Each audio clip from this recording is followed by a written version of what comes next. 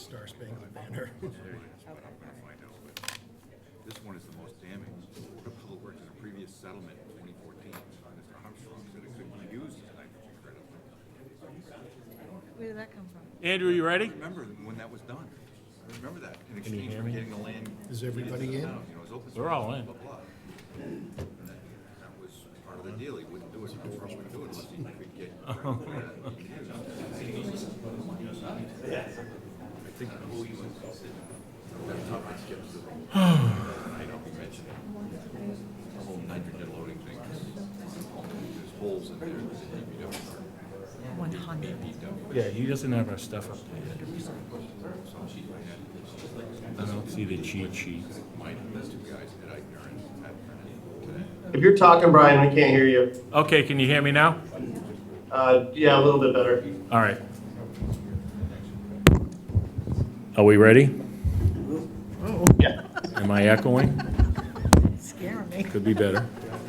All right, welcome to the Zoning Board of Appeals meeting, May 14th, 2024. This is a hybrid meeting, so if you're dialing in, please use *6 to mute and unmute yourself. So I'm going to we're being filmed by MCTV. I'm going to do a roll call since we have two online guys. Go ahead, Larry. Larry Keane here. Brian Sullivan, present. Brian Murphy here. Heidi Conway here. Jean Lee here. Mac Brothers here. Rob Hensley here. Thank you. All right, so we're going to take, Jim, why don't you come up, we'll get you out of here. The Boys and Girls Club first.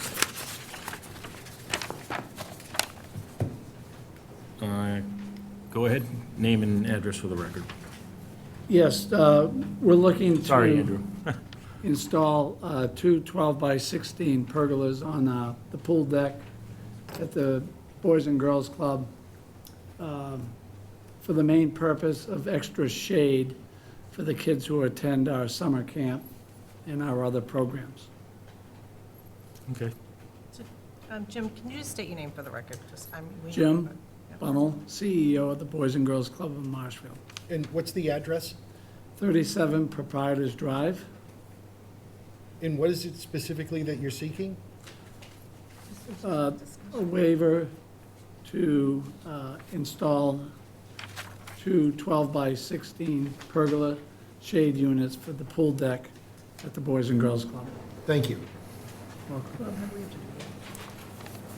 Do I have to do anything official here, Bob?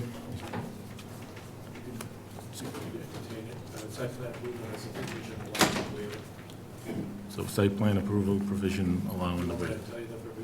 Yeah.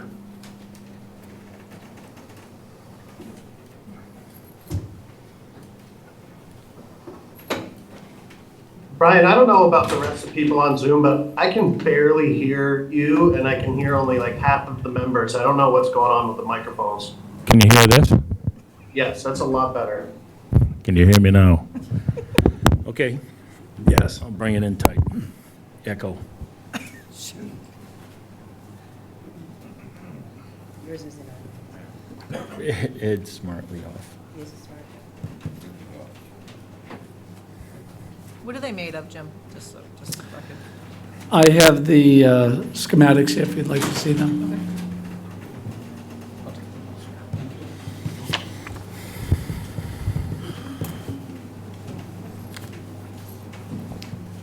You can have that copy. Thank you. It's 1202, you can issue a waiver of the requirements to submit a site plan approval. Okay, Any public comment? I'm going to ask. Do we have any public comment on this?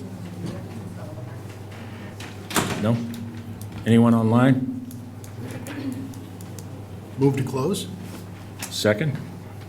Larry Keane, aye. Brian Sullivan, aye. Brian Murphy, aye? Heidi Conway, aye. Jean Lee, aye. Move to grant the Wait, waiver. we got a Mac and Rob Hensley, aye. Mac? Did we lose Mac?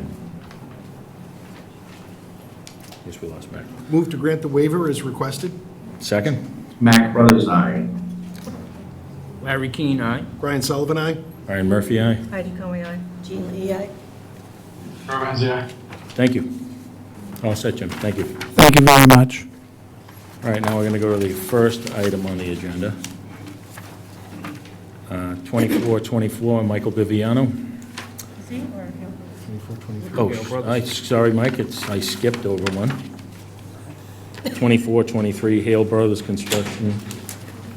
The petitioner is seeking a special permit in accordance with 305-1012 of the Marshfield Municipal Code to construct a new 14.6 by 20-foot two-story addition, 15-foot 10 by 20 feet deck on the property located at 45 Abbey Street, which is further identified on the assessor's maps as being on parcel K120909 and is located in the R3 zoning district. Name and address for the record, thank you. Arthur Hale, Hale Brothers Construction, representing Fred Curtis, 45 Abbey Street. I forgot what job it was. Go ahead. The owners hired me. They're summer couple, and they're going to be moving down permanently, so they're just trying to add a little space. Kids, grandkids. It's a 300 square foot project, not counting the deck. Okay. Andrew, other than your notes, do you have anything to add? Nope, it's a non-conforming structure, and the new addition will not increase any non-conformities. Okay, do I have anything from the board? we have the deed, and streets and Concom approved? Yeah. No, I just compliment you, it's an attractive plan. And you have a conservation approved Yes, they're approved. SE 42-3080. Everything, floodplain, everything's done. I move to close. Do I have a second? Second, All in favor? Larry Keane, aye. Brian Sullivan, aye. Ryan Murphy, aye. Heidi Conway, aye. Jean Lee, aye. Herb Hensley, aye. Mac Brothers, aye. Okay, I move that the board vote to grant the petitioner's request for a special permit, subject to the conditions.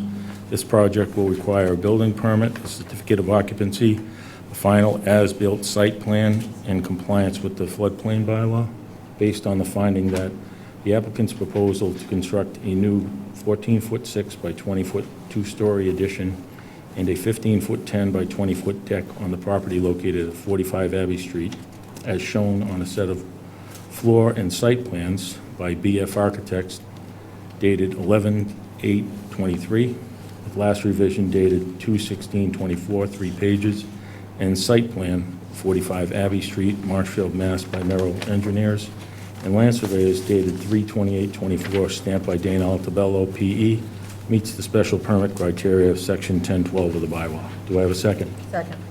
All in favor? Larry Keane, aye. Brian Sullivan, aye. Brian Murphy, aye. Heidi Conway, aye. Jean Lee, aye. Herb Hensley, aye. Mac Brothers, aye. Thank you. Thank you. Have a good night. So now, Mike, 2424 300 School Street. This property is located in the R1 zoning district. Whoops, wrong start. This petitioner is seeking site plan approval in accordance with 305-1202 of the Marshfield Municipal Code to construct a new 14-foot by 24-foot shed on the property located at 300 School Street, which is further identified on the assessor's maps as being on parcel D110113B, and it's located in the R1 zoning district and a water resource protection district. Go ahead. Name and address for the record. Yeah, Michael Viviano, Valley Path. The property's at 300 School Street. It's the Marshfield Rod and Gun Club, proposing to build a 14 by 24 storage shed up in the rear of the property, up by the skeet fields. I'm not sure if you're familiar with the property. Already have it's an RDA from Conservation, so they don't need a order of conditions for it, and just looking for approval for that.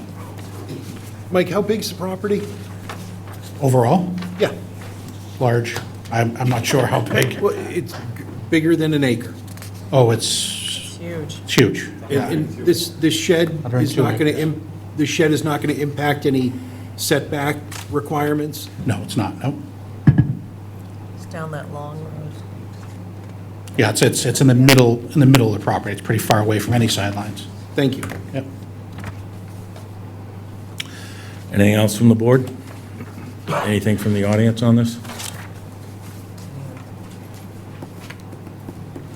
Name and address for the record. David Carrier, 34 Outlook Road, where this is within the Water Resource Protection District. I want the board to acknowledge that this falls under Town Code 285-19-1 regarding the introduction of PFASs during work on the project. It has to be taken up with the Board of Public Works, Board of Health, Town Engineer, and the Superintendent to how you're going to exclude it from getting in the soil, or how you're going to keep it from coming on the property altogether during construction. Thank you. Anything else from the audience? Seeing that there's none. Brian, can I address Mr. Carrier's concern there? Go ahead. So during the building permit process, whenever anything is in the WRPD, it triggers a review from the Department of Public Works. And at that time, that is when the Department of Public Works will address any PFAS considerations. Thank you. So this also has a conservation approval under RDA 2314. What do you plan on storing in this shed? Probably just the, like the skeet that they actually use to shoot up there, things like that. Maintenance, materials, whatever? It's Yeah. going to be used exclusively for the skeet shooting? Yeah, it's in that area, so it's be used just for that section of the Okay. property, yep. There's going to be no water or anything out to it? No water or It's gonna be a anything shed. to it. Electric power going to it? There may be a light inside of it. Yep, So it's basically just a big shed? it's a big shed. Got it. So there is going to be electricity in there, or there is not? They will probably have electricity run to it. Is there power to the shed that's right there already? Yes, there is, yep. So you just hook into that? Yeah, they have their own like sub panel up there Yep. to run some things off of. So it'd be minor? Oh, yeah. Yeah. Yep. Okay. And the property is clearly huge. I was there today. Yeah, it's big. massive. Yeah. So I'm going to make a motion to close 2424 Michael Biviano, 300 School Street. Do I have a second? Second. All in favor? Larry Keane, aye. Brian Sullivan, aye? Brian Murphy, aye. Heidi Conway, aye. Jean Lee, aye. Gerb Hensley, aye. Mac Brothers, aye. All right. So I'm going to make a motion. I move that the board vote to grant the petitioner's application for site plan approval, subject to the conditions. This project will require a building permit, which has already been applied for and triggered, site plan approval, and final as-built site plan. Based Second. on the finding that the applicant's proposal to construct the 14-foot by 24-foot shed on the property located at 300 School Street, as shown on unscaled elevation plans by Michael Biviano, a proposed 14-foot by 24-foot shed, and a sketch plan showing framing and dimensions of 14-foot by 24-foot shed by Michael Biviano meets the site plan approval, performance and design criteria of Section 1202 of the bylaw and the WRPD performance standards of Section 1303F of the bylaw. Do I have a second? You want to do the conditions? Second. Oh, well, we'll put in the conditions. Deed, all after local and state permits and approvals, use details, site plan, WRPD information as built plan prior to occupancy certificate. Do I have a second? Second. All in favor? Larry Keane, aye. Brian Sullivan, aye? Brian Murphy, aye. Heidi Conway, aye. Jean Lee, aye. Gerb Hensley, aye. Mac Brothers, aye. Thank Okay, you. thank you. Thank you. So next we have 2425, James and Mary DeGrenier. Petitioner is seeking a special permit in accordance with 305-1012 of the Marshfield Municipal Code to construct a 12-foot by 15.5-foot, three-season room porch at the rear of the dwelling on the property located at 32 Homestead Avenue, which is further identified on the assessor's maps as being on parcel K110421, and is located in R3 zoning district. Name and address for the record. Richard Schneider, 318 Pembroke Woods Drive. Go ahead. We're just looking, so they have an existing deck. Right now, it's 12 feet off the house and about 18 feet wide. Three Seasons room is going to be 15.5 feet wide and run off the same distance, about 12 feet. They just want to utilize the space more. They get a lot of sun back there. so they don't get to really hang out there as much as they'd like to. Okay. Andrew, you have anything to add to this, other than your notes? Nope. Pretty straightforward. Did I hear right that what you're saying is actually this structure is going to have a smaller footprint than the existing deck? Correct. Any other questions from the board? Any questions from the audience? Seeing that there's none, move to close 2425 James and Mary DeGrenia, 32 Homestead Ave. Do I have a second? Second? All in favor? Larry Keane, aye. Brian Sullivan, aye? Brian Murphy, aye. Heidi Conway, aye. Jean Lee, aye. Mac Brothers, aye. All right, so I'm going to move that the board vote to grant the petitioner's request for a special permit. Subject to the conditions, this project will require a building permit, a final as-built site plan, and certificate of occupancy, based on the finding that the applicant's proposal to construct a 12-foot by 15.5-foot three-season room porch at the rear of the dwelling on the property located at 32 Homestead Avenue, as shown on a plot plan dated April 23rd, 2024 by Webby Engineering Incorporated, signed by Joseph E. Webby, Jr. PLS meets the special criteria in section of 1012 of the bylaw. Other conditions, all of the local state permit and approvals, better plans, as-built plan, prior to occupancy certificate. Do I have a second? Second. All in favor? Larry Keane, aye. Brian Sullivan, aye. Brian Murphy, aye. Heidi Conway. Jean Lee, aye. Mac Brothers, aye. Thank you. Thank you. 2426, Town of Marshfield, Harbor Master. The petitioner is seeking site plan approval in accordance with 305-1202 of the Marshfield Municipal Code to regrade and repave the Ridge Road public boat ramp, install concrete access ramp and landing gangway, and piles supported floats on the south side of the existing boat ramp, install a wooden guardrail, benches, and landscape plantings. Ridge Road, which is further identified on the assessor's maps as being on parcel 1152414 and is located in the R3 zoning district. We're going to continue this to the 528 meeting. Do I have a second? Second. All in favor? Larry Keane, aye. Brian Sullivan, aye? Brian Murphy, aye. Heidi Conway, aye. Jean Lee, aye. Mac Brothers, aye. Why is it Okay. being continued? Oh, he asked, they emailed for continuance. Now we have 2427, Nathan Collins, Next Grid Incorporated. The petitioner is seeking a special permit in accordance with 305-1204 of the Marshfield Municipal Code to install a 499 kilowatt AC photovoltaic system consisting of 6 carports on a rooftop array totaling 2,363 panels at the Furnace Brook Middle School on the property located at 167 500 Forest Street, which is further identified on the assessor's maps as being on parcel E100209, is located in the B2 zoning district and a water resource protection district. Go ahead. Name and address for the record. Good evening. My name is Nathan Collins, Director of Engineering with NextGrid. I do not live in town, but do you still need my address? No, you can give your business address, whatever you want. 23 Deer Hollow Road in Forestdale, Massachusetts. Thank you. As noted, before you tonight, requesting a special permit for the installation of a solar photovoltaic array at the middle school, which has an address of 500 Furnace Street. The legal address is 167 Forest Street, and it's a parcel that consists of approximately 83 acres. As you may know, it consists of the elementary school, the middle school, and the high school. This project is part of a large power purchase agreement that we have with the town of Marshfield. Consists of a handful of projects throughout the town. The first one constructed at the police station, if some of you may be aware of that.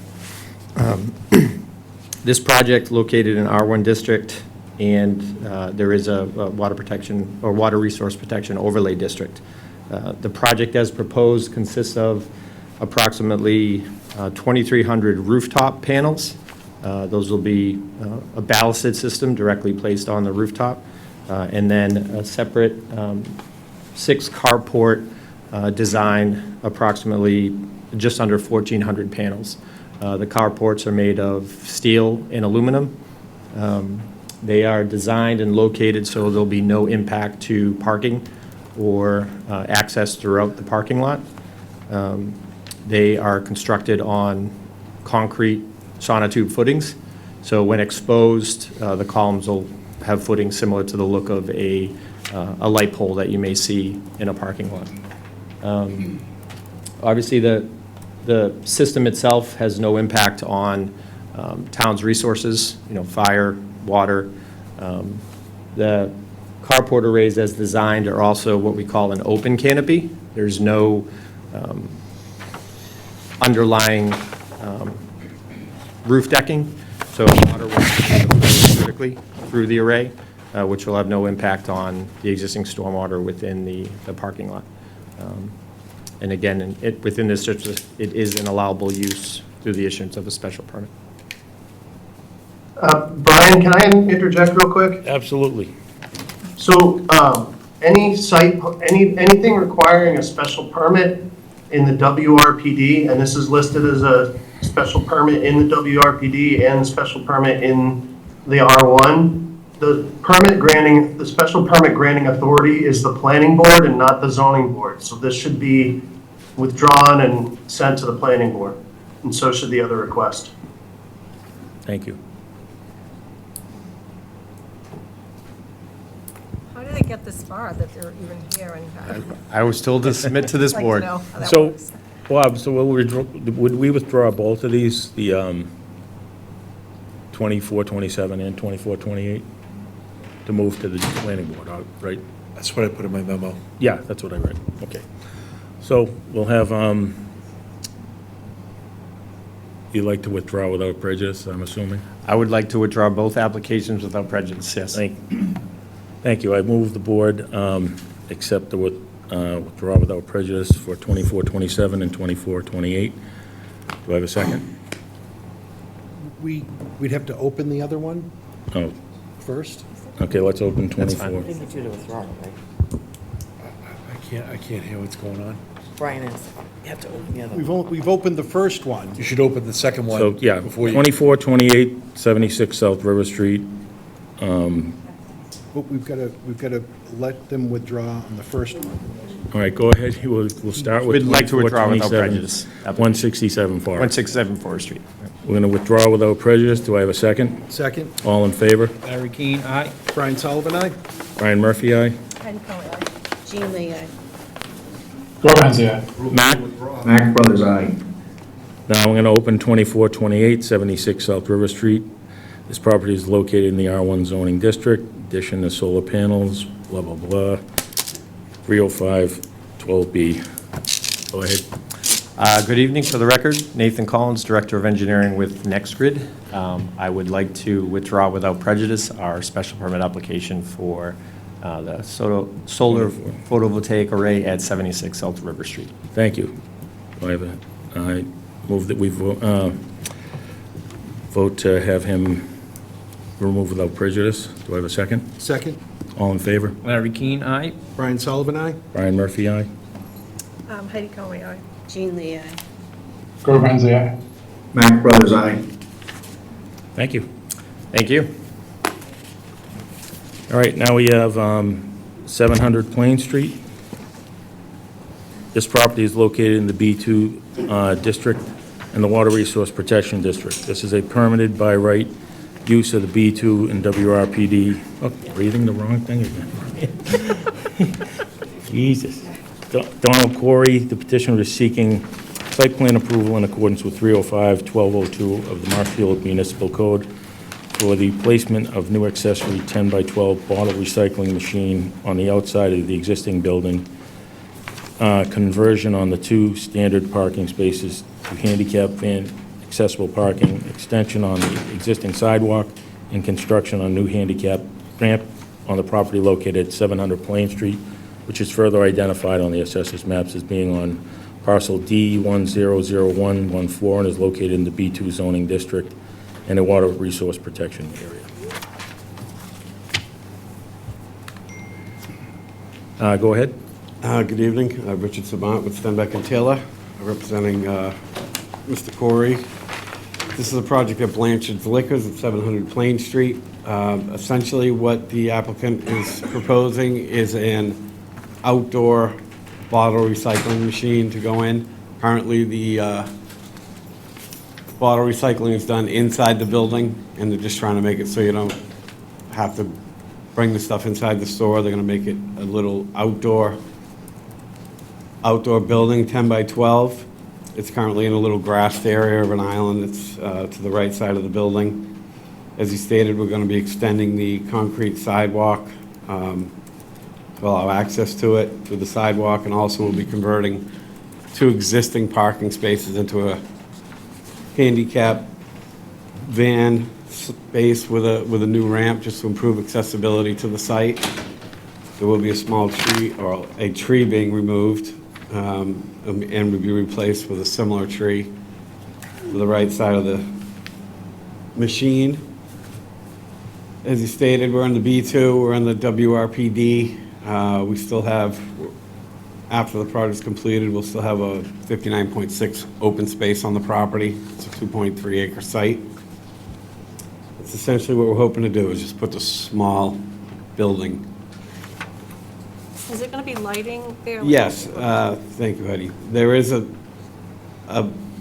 building mounted light that will be shielded and directed just at the use that we're requesting.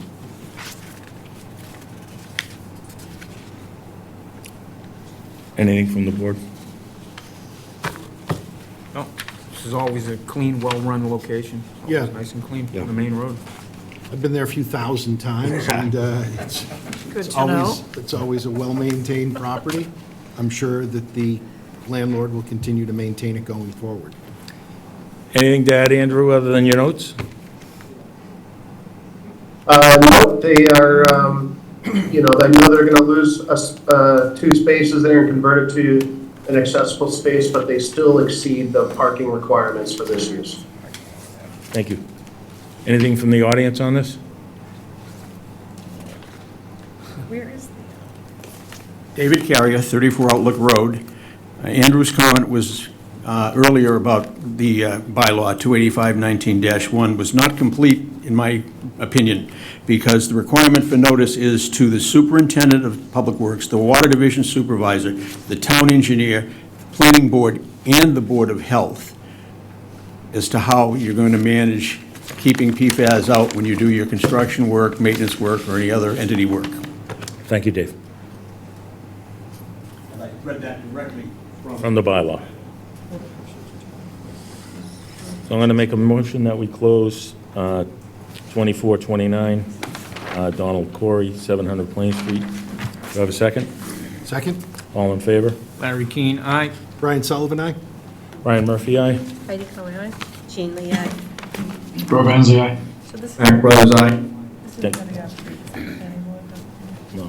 So I move that the board vote to grant the petitioner's application for site plan approval, subject to the conditions.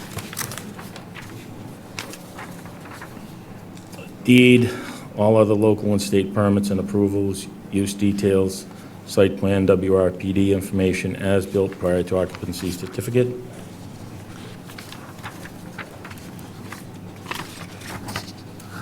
Based on the finding that the applicant's proposal to construct a new accessory 10-foot by 12-foot bottle recycling machine, who's talking? Oh.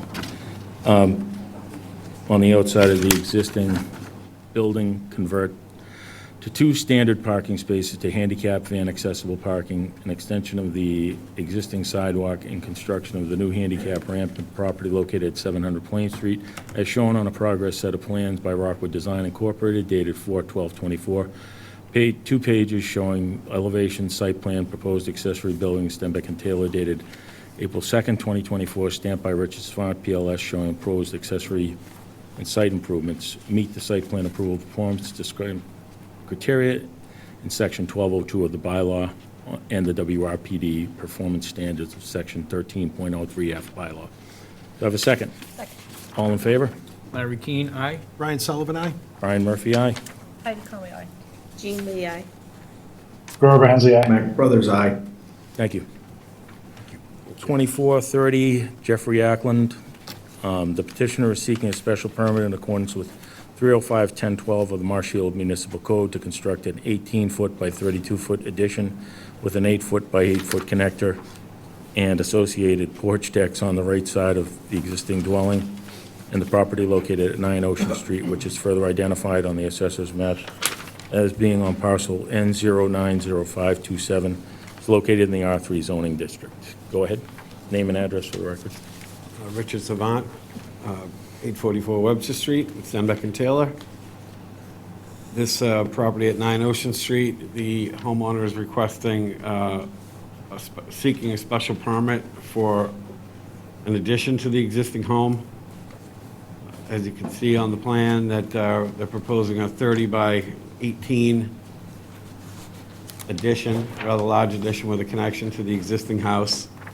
The new addition does conform to the setbacks, although the existing house, we're adding it on to an existing non-conforming house and an existing non-conforming lot. Upon completion of the project, will still be under the required building coverage. And essentially, that's what we're hoping to do. Put an addition on the existing structure. I'll answer any questions you might have. So they were just here not too long ago, right? Weren't they before? Yeah, this property, they were going to demolish the existing Okay. home and put up a completely new structure. So now Correct. they've changed their mind? Yep. Okay. They're going to want to keep that and put this addition on it. Because there was a conversation about the pole, the telephone pole situation, that was, right? Remember I that? did the plan, I did not do the permitting on that, so I Okay. wasn't privy to that, but I am familiar with the pole you're talking about. Okay. Still there, still an issue. Yes.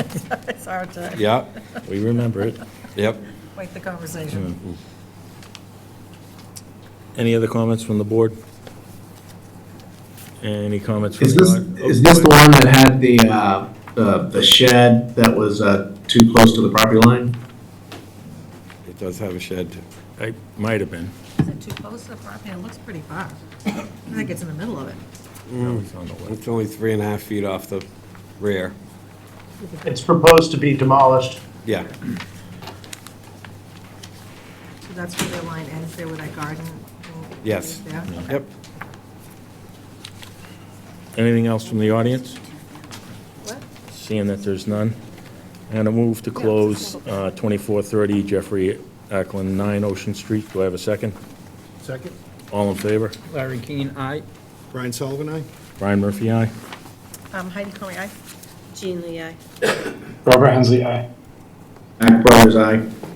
The move that the board vote to grant the petitioner's request for a special permit, subject to the conditions. This will require a building permit, certificate of occupancy, final as-built plan, and all other local and state permits and approvals, based on a finding that the applicant's proposal to construct an 18-foot by 32-foot addition with an 8-foot by 8-foot connector and associated porch decks on the right side of the existing dwelling on the property located on 9 Ocean Street, as shown on a progress set of plans by Alan Marsho, Design Associates Incorporated, dated 11/25/09, one page, and a certified location plan showing proposed addition by Stenbeck and Taylor Incorporated, dated April 15th, 2024, stamped by Richard Savant, PLS, showing proposed accessory building and site improvements, meets the special permit criteria of 1012 of the bylaw. Do I have a second? Brian, I have a question before you finish. Yep. Andrew has a notation about the addition can't be rented out separately and shouldn't be construed as a two-family. Should that be a condition? It's a single-family home. That's correct. It's going to remain a single-family Yes. home. Okay. So should I put that as a condition? I don't think we need it, yeah. Okay. So, do I have a second? Second? All in favor? Larry Keane, aye. Brian Sullivan, aye? Brian Murphy, aye. Heidi Conway, aye. Jean Lee, aye. Grover Hensley, aye. Mac Brothers, aye. Thank you. And we have 2431, 96 Beach Street Realty Trust.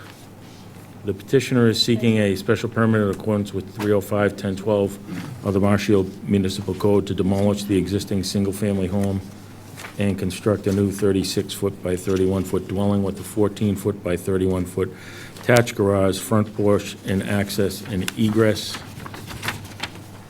Stairways on the property located at 96 Beach Street, which is further identified on the assessor's maps as being on parcel M050574, and is located in the R3 zoning district. Is anyone here for this?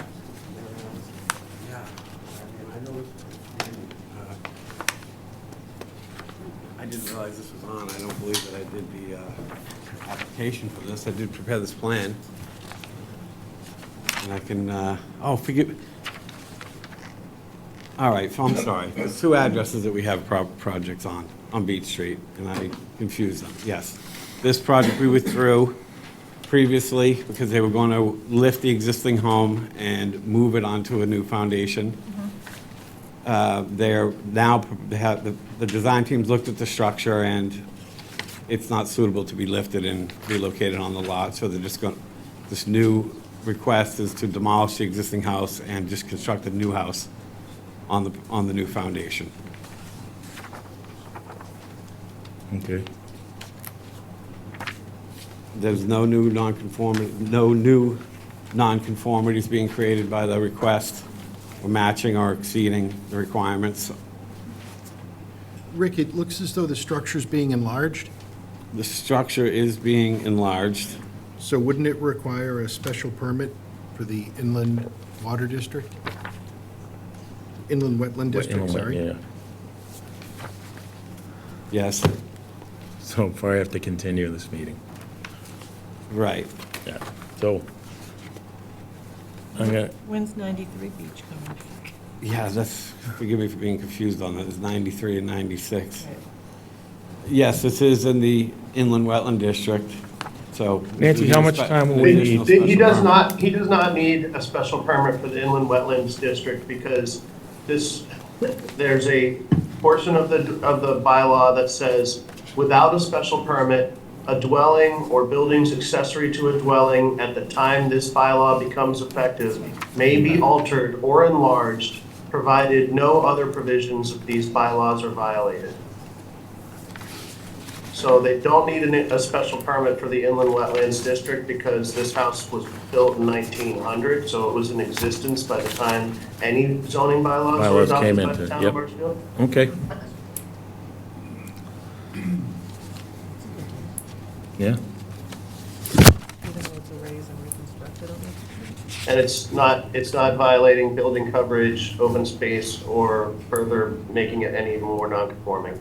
So we don't need anything to do here other than Than a normal special permit. special or permit, just what we have in front of us. Enlarging and altering a non-conforming structure. Yeah. Where's the garage going? I can't see it. The garage is attached to the house. If you're on Beach Street facing the house, it's on the right side.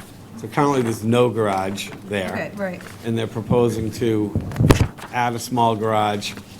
The house location is going to be shifted over about 5 feet Okay.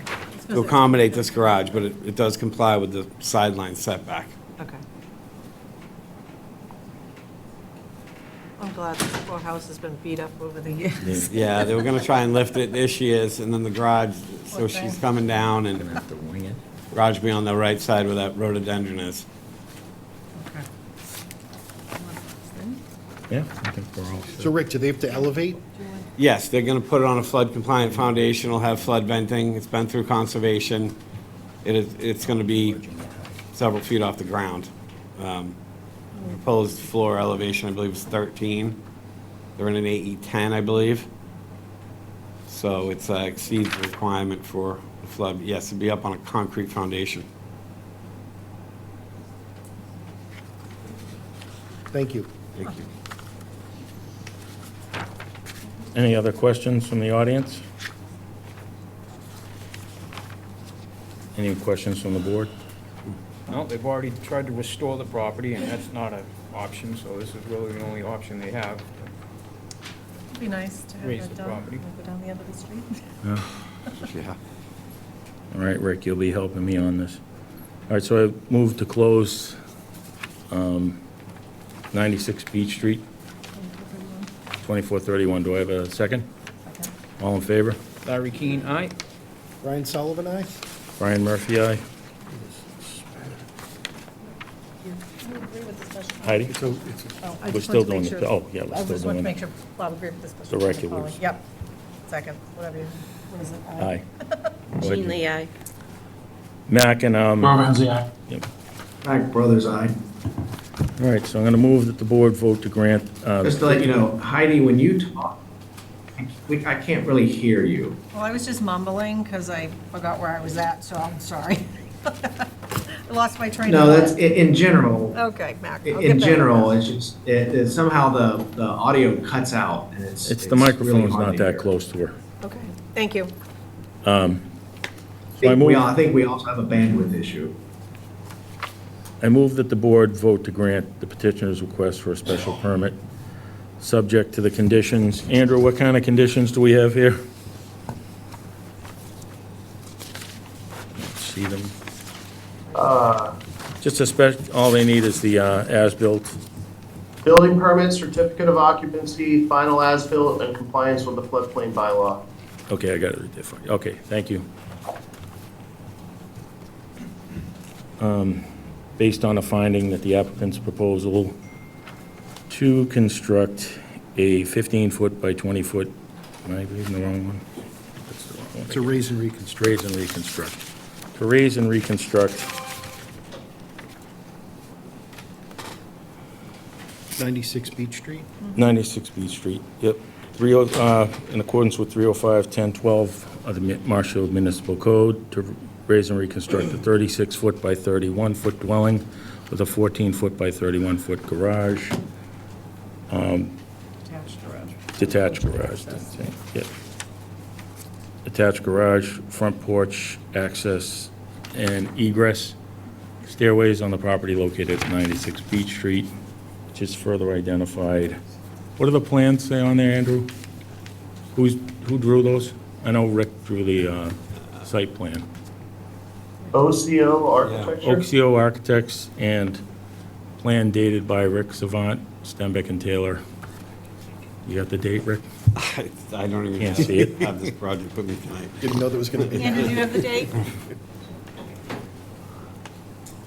01/17/24. Thank you, Mac. 01/17/24. Do I have a second? Second. All in favor? Larry Keane, aye. Brian Sullivan, aye? Brian Murphy, aye. Heidi, call me aye. Jean Lee, aye. Mac Brothers, aye. Thank you.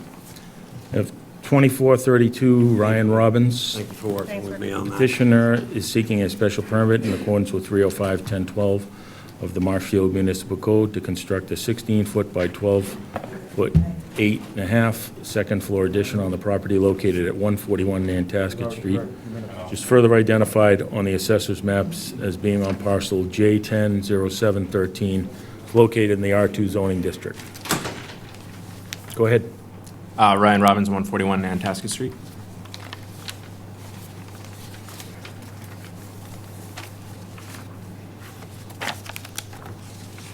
We have the deed, right, Nance? Did you Yes. send it over? Okay. So we have all these. And the site plan, right? There was only an old septic plan. There wasn't a site plan. Do we actually have a site plan? I sent over what was provided. Andrew, do we have anything on this? Yep, just a sec, sorry.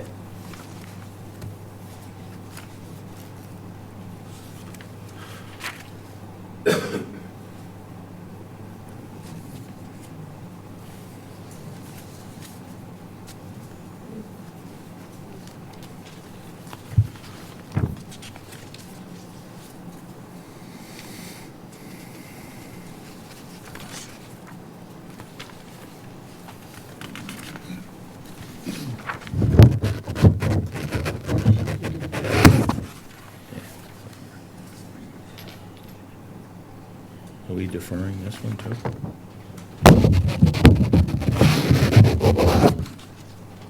Oh, yeah. Previous drawings.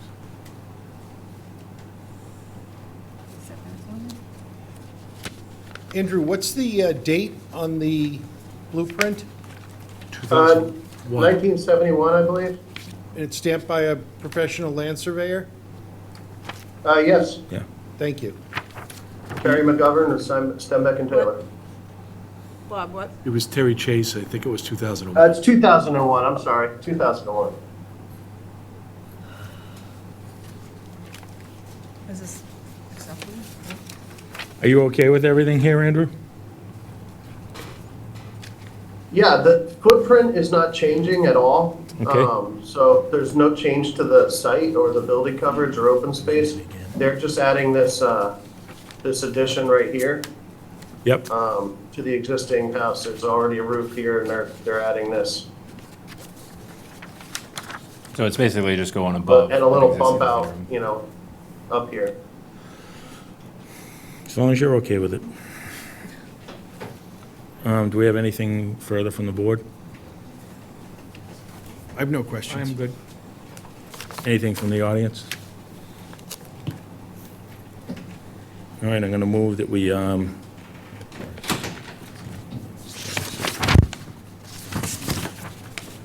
close 2432 Ryan Robbins, 141 Nantasket Street. Do I have a second? All in favor? Larry Keane, aye. Brian Sullivan, aye? Brian Murphy, aye. Heidi Conley, aye. Jean Lee, aye. Mike Brothers, aye. And move that the board vote to grant the petitioner's request for a special permit, subject to the conditions. He needs, so he has everything, right? Just Building needs permit, Building as-built. permit, as-built. Building permit, certificate of occupancy, and that's it. So, based on the finding that the applicant's proposal to construct a 16 by 12. 16-foot by 12-foot 8.5 second-floor addition on the property located at 141 Nantasket Street. Nope, yeah, Nantasket Street. What are the, Andrew, who's on the plans on this? What's the name on the plans? AJM Design. AJM Design dated, anyone read that date? I can't. January 17th. Is that this one? No, that's the site plan, that's the one Which from one are we looking 01. for? 7/1/23. 7/10/23. 7/10/23, and a site plan, that's from Stembeck and Taylor too, right? Stembeck and Taylor, Dated April 10th, 2001. April 10th, 2001. Sorry, revised July 14th, 2002. Revised July 14, 2002. All right, do I have a second?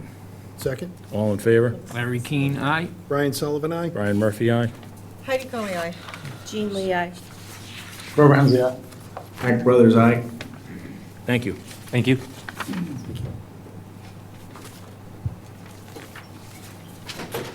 All right, so now we're going to take a 5-minute recess. Do I have a second? Second.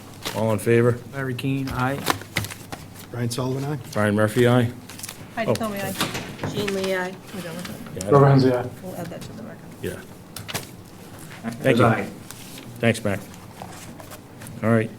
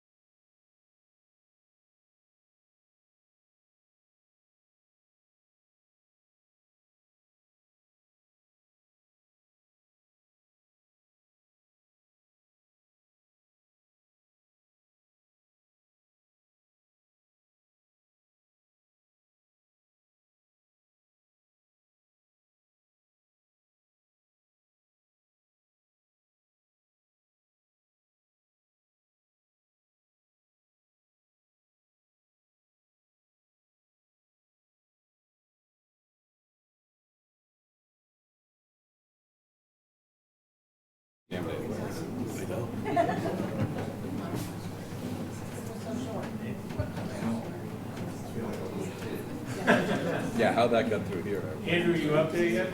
Well, I know. wanted it. I can guess.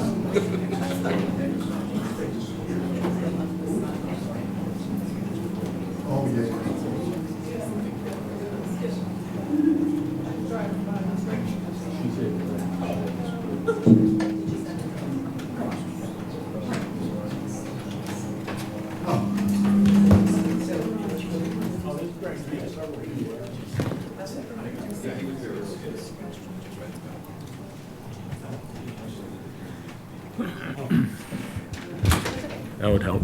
Andrew, you out there yet? Yeah, I'm here. Okay. You guys, some of you are muted. Motion to reopen the meeting. Second. All in favor? Larry Keane, aye. Brian Sullivan, aye? Brian Murphy, aye. Heidi Coney, aye? Jean Lee, aye. Grover? Oh, no, he's gone. Mac? Max Brothers, aye. Thank you. All right, now we'll have, Aye. now we'll have Maitland. You guys, where are they? Come on up. So I think you're gonna update us on some stuff? Good evening. For the record, Walter Sullivan, the attorney for the applicant. With me is Darren Grady, the project engineer. Good to see you all again. Good to see you. I think when we were last here, we continued the hearing. I think there was a site visit by the board. We've received some materials from Mr. Procaccino, also some other town consultants, and we responded to it over the last couple of days. So we've updated the analysis about the on-site sanitary waste disposal system. I know we've had a lot of discussion about that, but we can certainly go into that in detail.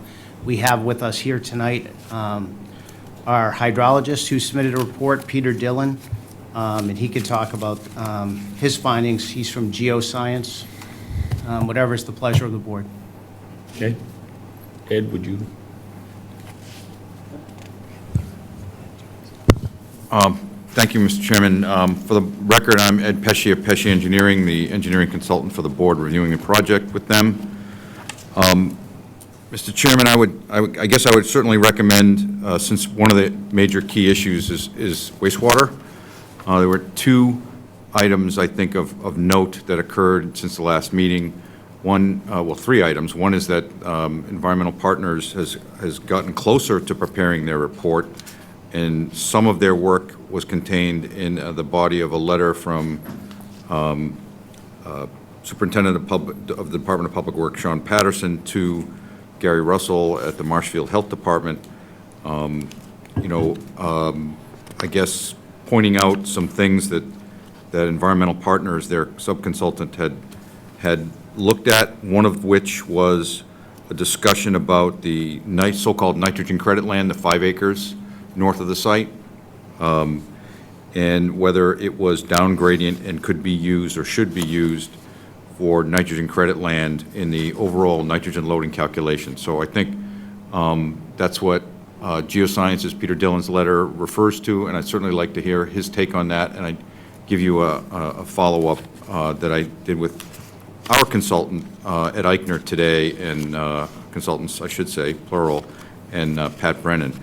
Let me see, the second item that we did get, and thank you, Darren, for sending the truck turning movements for Clay Pit Road, Ferry Street, and Furnace Street. I have shared those with our traffic consultant. I haven't heard back, but it looked relatively acceptable to me. I think what it's going to take is, when we start the project, and you're in the middle of your off-site improvements that are on referenced here on page 1 of sheet 1, I should say, that your Marshfield Animal Shelter at 156 Clay Pit Road, you'll remove the trees and regrade the southwest corner. And item 2, light grading and some boulders placed to improve parking at the existing lot for bridle path cross parking on the north side. We start doing some of those things to get ready, and get ready to do earthwork. Should you get an approval here, then I would walk that site with you, just make sure I look and see if there's not some other vegetation clearing to improve safe site distance for those turning movements, because there's going to be a few trucks going down there. So I'd say that's pretty good. And item 3, or the third major category, is a memorandum from Greg Guimon, who's here tonight, town planner, listing a number of items here on his memorandum. I think they're helpful items. I didn't see any items here that I wouldn't consider as either conditions or items that the board should consider as conditions, except for one that I would wish, or I'd ask, the second to the last bullet on the first page of the memorandum, I'd ask the board to consider and discuss before the end of the night, and that is the point, the bullet, and I'll read it for the record here. Due to safety concerns for the horses, bikers, and pedestrians, the covered structure proposed at the entrance where it crosses the bridle path should be removed from the plans. So I'd like to, I think you ought to discuss that, maybe ask what input Greg got for that, and in what way did he feel it was unsafe, and have the applicant respond to that, and you can make a decision on whether it should stay or go as part of the design. So I guess if you could, Darren, go through your letter. I printed it at the end of the day. I was working on off-site, I was in another site all day. I wasn't in my office all day.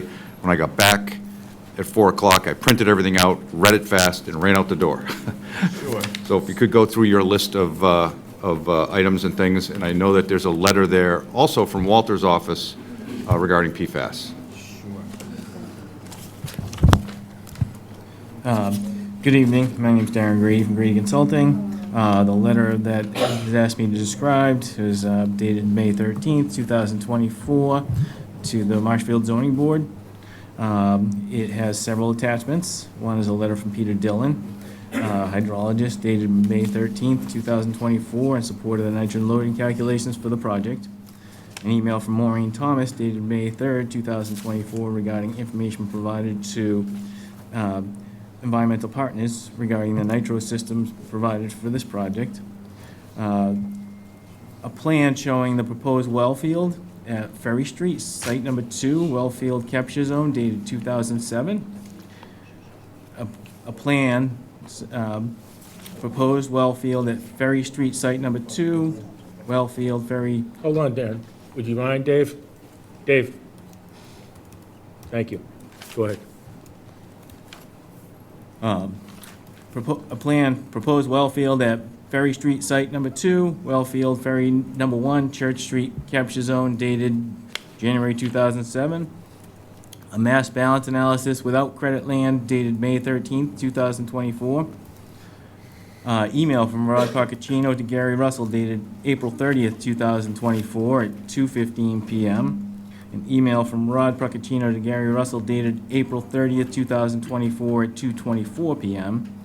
Letter from Sean Patterson, Superintendent, Department of Public Works, dated April 30th, 2024, and also a letter from Sullivan and Comerford, PC, dated May 13th, 2024. This information is being provided to demonstrate that Title V standards are being met on the project. There was a number of topics brought up by, did this thing go on? Yeah, it's fine. Okay. Maybe bring it a little closer to you, and might remove the reverberation we keep hearing. There was several topics that were brought up in both Mr. Procaccino's letter and Mr. Patterson's letter. Both Mr. Patterson and Mr. Procaccino appear to be dissatisfied with the provisional use approval for the proposed nitro system, but neither has stated how the proposed design does not meet Title V. They've also claimed that the information requested for environmental partners was not provided. The information provided by Maureen Thomas demonstrates that it was provided earlier in these proceedings. In here, we referenced Title V, definition of best available nitrogen reducing technology. I will not read the whole thing to shorten up this presentation.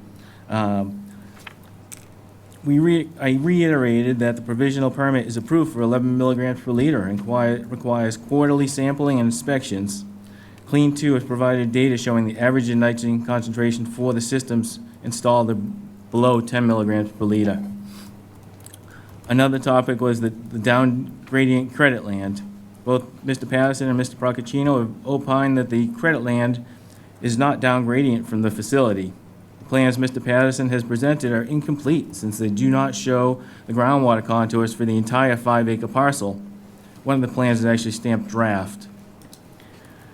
The plans that we provided as an attachment to this letter were the well field, Ferry Street number 2. They do demonstrate that the flow direction does go towards the well and that the credit land is down gradient of the facility land.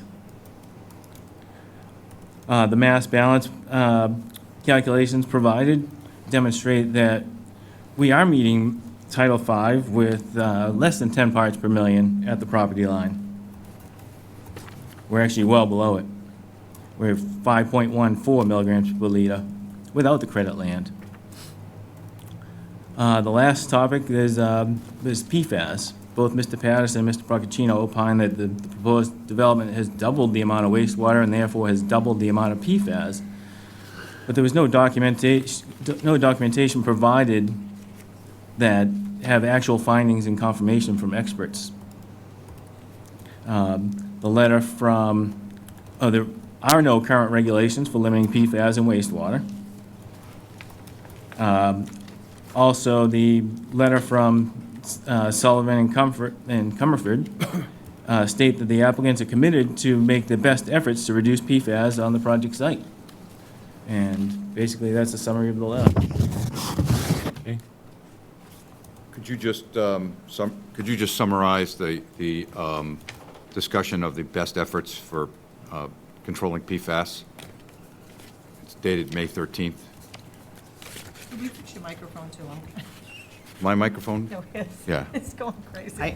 I can do that for you if you like, but it's in the third paragraph that we will obviously educate the tenants to which products contain PFAS. We'll also work with the construction vendors to identify PFAS products and try to eliminate or reduce the same. And that's sort of what we're going to do. We're going to educate and provide that list to both our vendors during construction and the tenants of the building.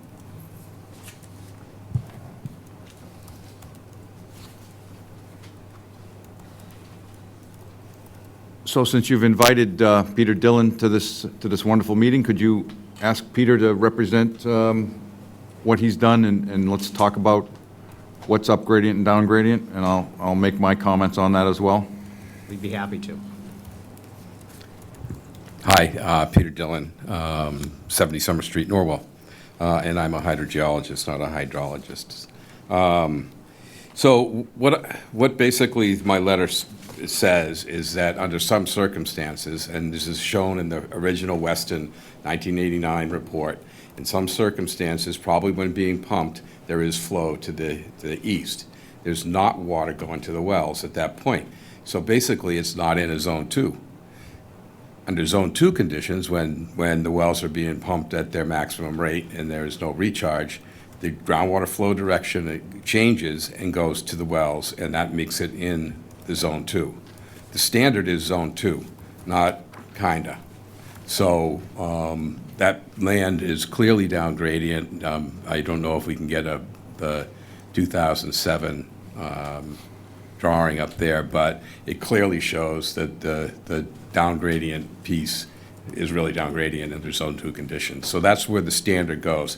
However, I think it's important to note that that standard is a Title V standard, not a Marshfield standard. Marshfield does not require down gradient credit land to be land that's credit to be down gradient. But what does apply under Title V is not the aggregation of flow, which is 15.216. It's actually 15.217, and I'll read the piece from, this is out of Title V, 15.215. No facility owner for new construction in nitrogen-sensitive areas designed in 310 CMR, designated in 310 CMR 15.2141A, shall install a system designed to receive or allow a system to receive more than 440 gallons of flow per day, except as set forth in 310 CMR 15.202, use of a recirculating sand filter. We're not using that.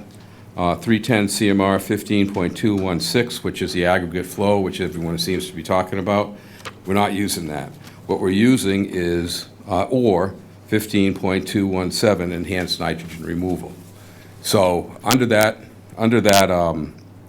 DEP requirement, they're automatically allowed to, as long as the system meets 19 milligrams per liter, which this one does, they're allowed 660 gallons per day per acre, which on the 15-acre site is 9,900 gallons. So that's Title V. It meets it.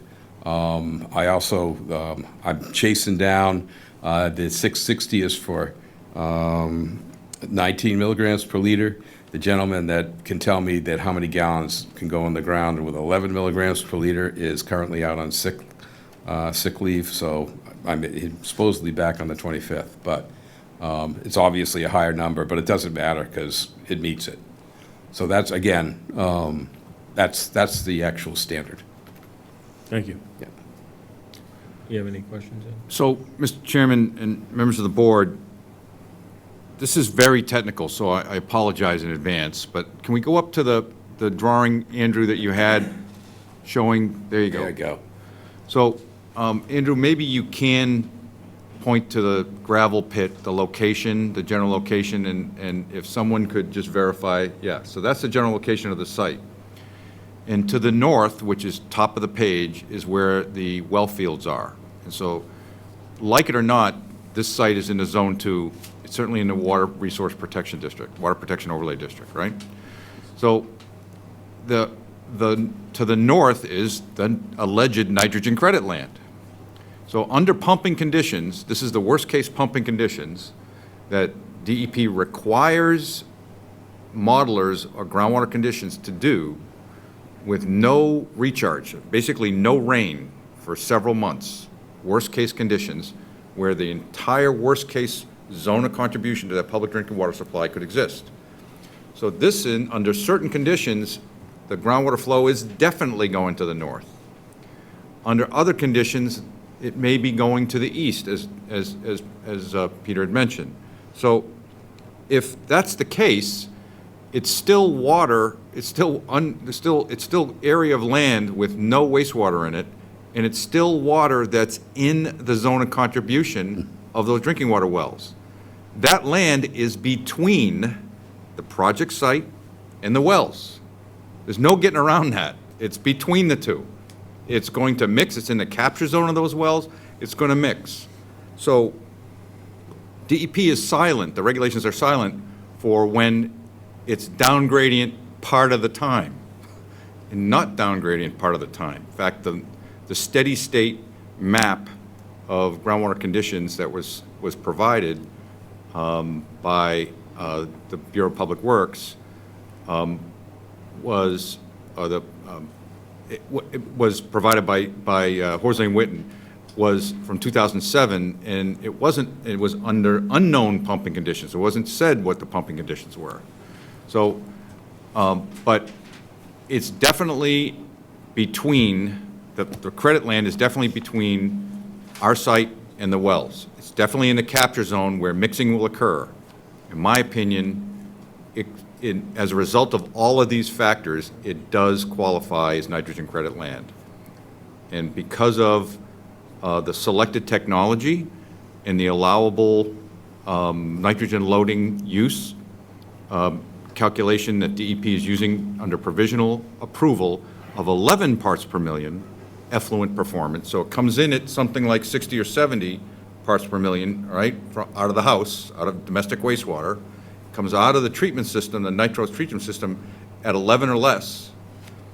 And using that 11 milligrams per liter in the total land area, the total volume, the calculated concentration is 4 parts per million on the site, which is below the 5 Water Resource Protection, Water Protection Overlay District requirement, town requirement. So after all of this thinking, all this analysis, other people looking at it and talking about it, I did follow up with my own consultants, Pat Brennan and Ed Eichner, today, and just kind of confirmed my thoughts, and they agreed with me. While it is definitely, you know, an arguable point which time of the year, which way the groundwater is flowing, it is generally either cross gradient or north or down gradient. The site is, the nitrogen loading area, the credit land is down gradient. But I feel that's not relevant because it is definitely in between, meets all the other criteria for credit land. It's in between our site and the wells. There's just no getting around that, it's not behind it, it's not downtown, it's here. So I feel that nitrogen loading and wastewater question should no longer be an issue for the board to ponder. I'll just leave it at that. Furthermore, I think Peter and I think Darren mentioned 310 CMR, that's Title 5, 15 Title 5, 217, which states that the nitrogen loading limitations established in Title 5 shall not apply to discharges of effluent meeting the federal drinking water standard of 10 ppm of nitrate, which it does. It meets less than the 5 ppm qualifies for the less than 5 regulation locally, through either approval of an alternative system, which it's using, or a treatment works with a groundwater discharge permit, so either or. So just starting that discussion, that's a little used provision of Title V. We're done talking about it.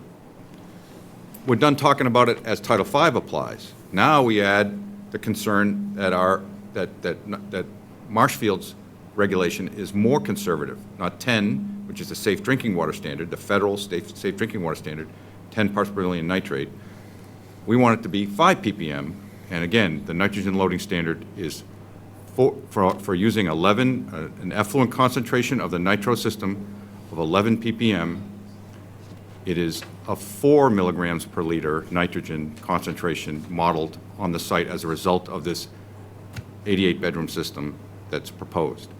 I might also add one final comment, and that is there was some back and forth between the Bureau of Public Works, environmental partners, and Clean 2 Technologies about getting some additional data, getting more backup data for their wastewater treatment. And I thought it had been provided. They complained that it hadn't been.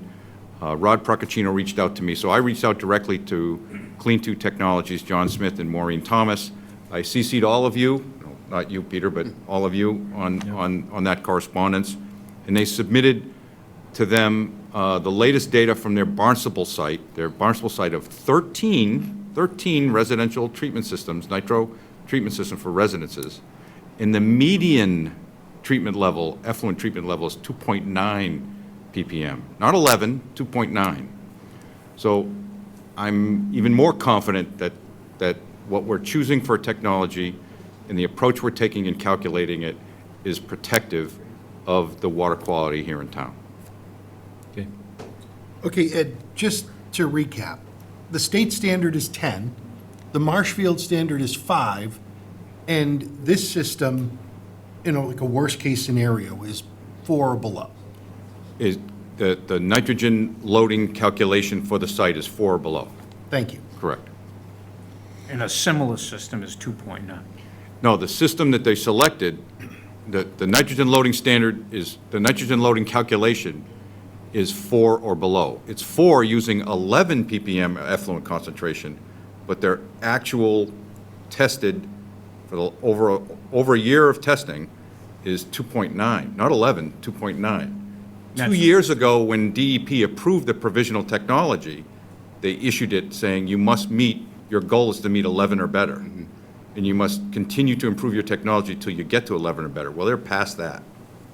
So they're hoping to get sub 5 as an approval number eventually from DEP. But that's not, we're not quite there. And folks, that's wastewater treatment plant. That's large-scale wastewater treatment plant performance, sub 5 ppm. Thank you. To be clear, the system in Brewster that you're using as an example to this system is 2.9. It's currently testing. Barnstable. Barnstable. There were 13 systems around a pond. They were trying to do a test. They got an EPA, actual EPA grant to do some testing, and DEP's combining oversight of that. And their median testing level, they produced all the results. Some were a little higher, some were a little lower, but the median was 2.9.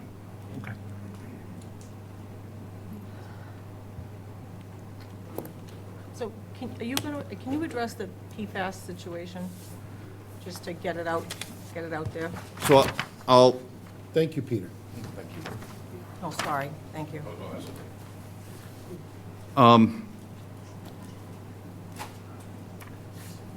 the overall understanding for PFAS, I think, for the board is there is a regulation in town requiring that the applicant must comply with, and that is to notify the board, to list all the, I can't remember the exact wording, but looking at control of construction of PFAS and construction materials.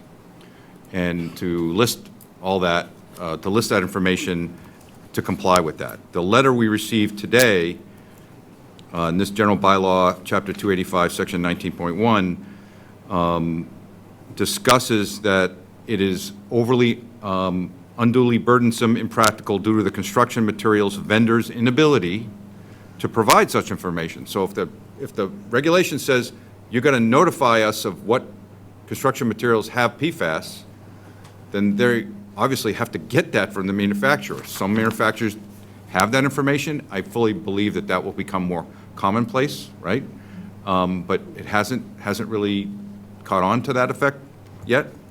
And so this letter is to the zoning board asking for relief, I think as a protective measure for their client, asking for relief that despite this bylaw, they're requesting a waiver from the bylaw, but the applicant is committed to doing other things to improve and enhance protection against PFAS during the course of construction, further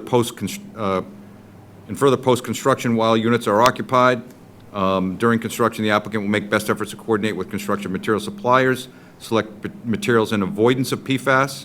Again, the only way to do that is to know what's in it from the manufacturer. You can't, I mean, paints, sealants, and some siding materials have been known to have PFAS. It's listed here in the letter.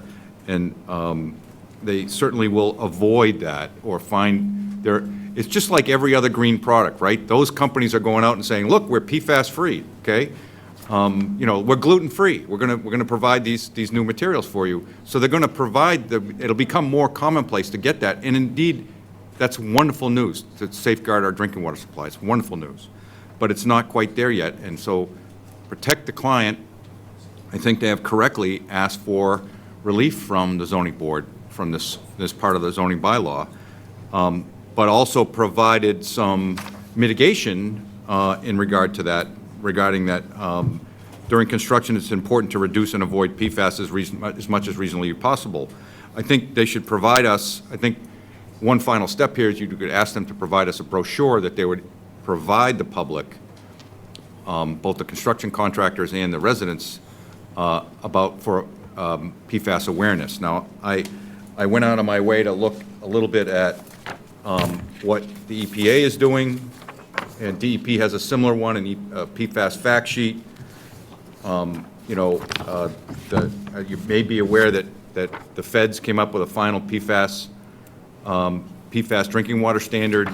It's a little technical because it's different analytes than the 6 PFAS chemical variants of PFAS compounds that the state of Massachusetts used, the so-called PFAS 6.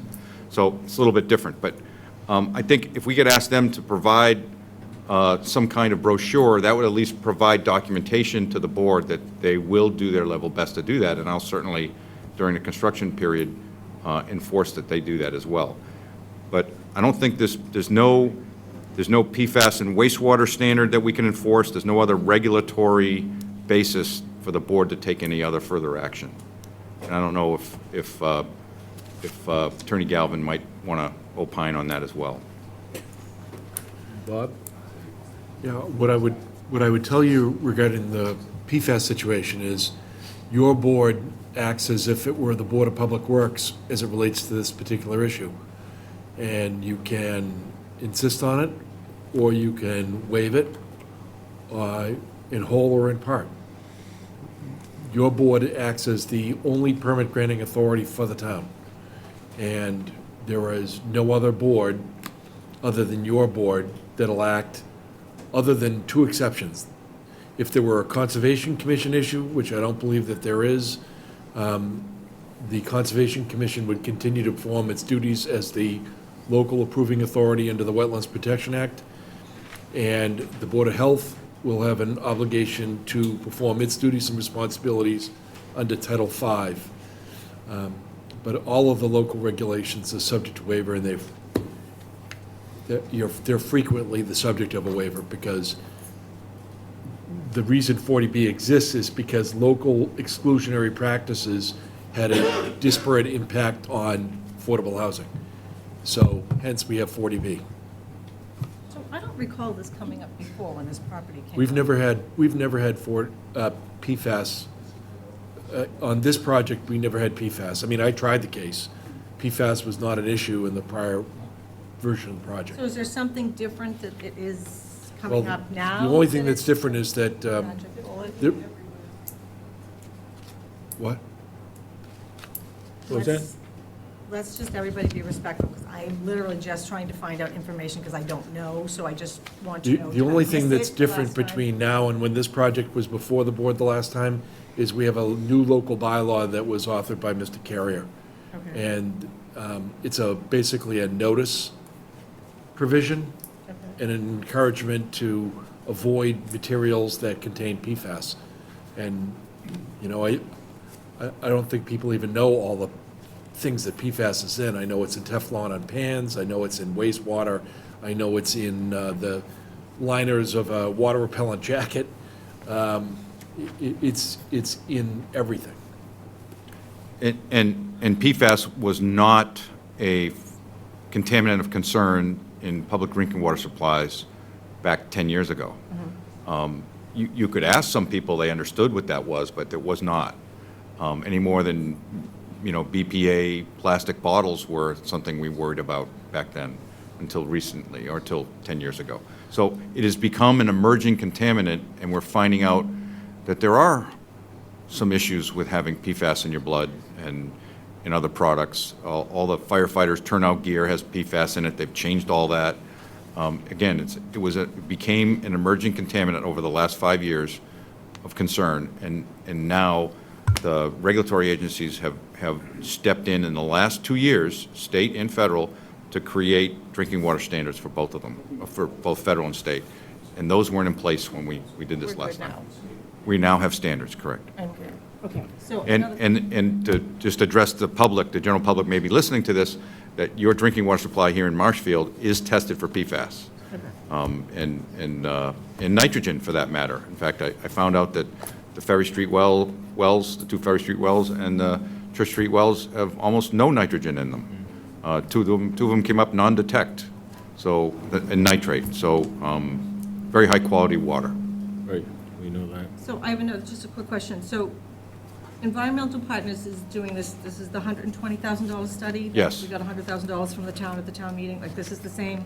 Same study. Okay, so is this the same study that was done two other times, 2009 and 2014?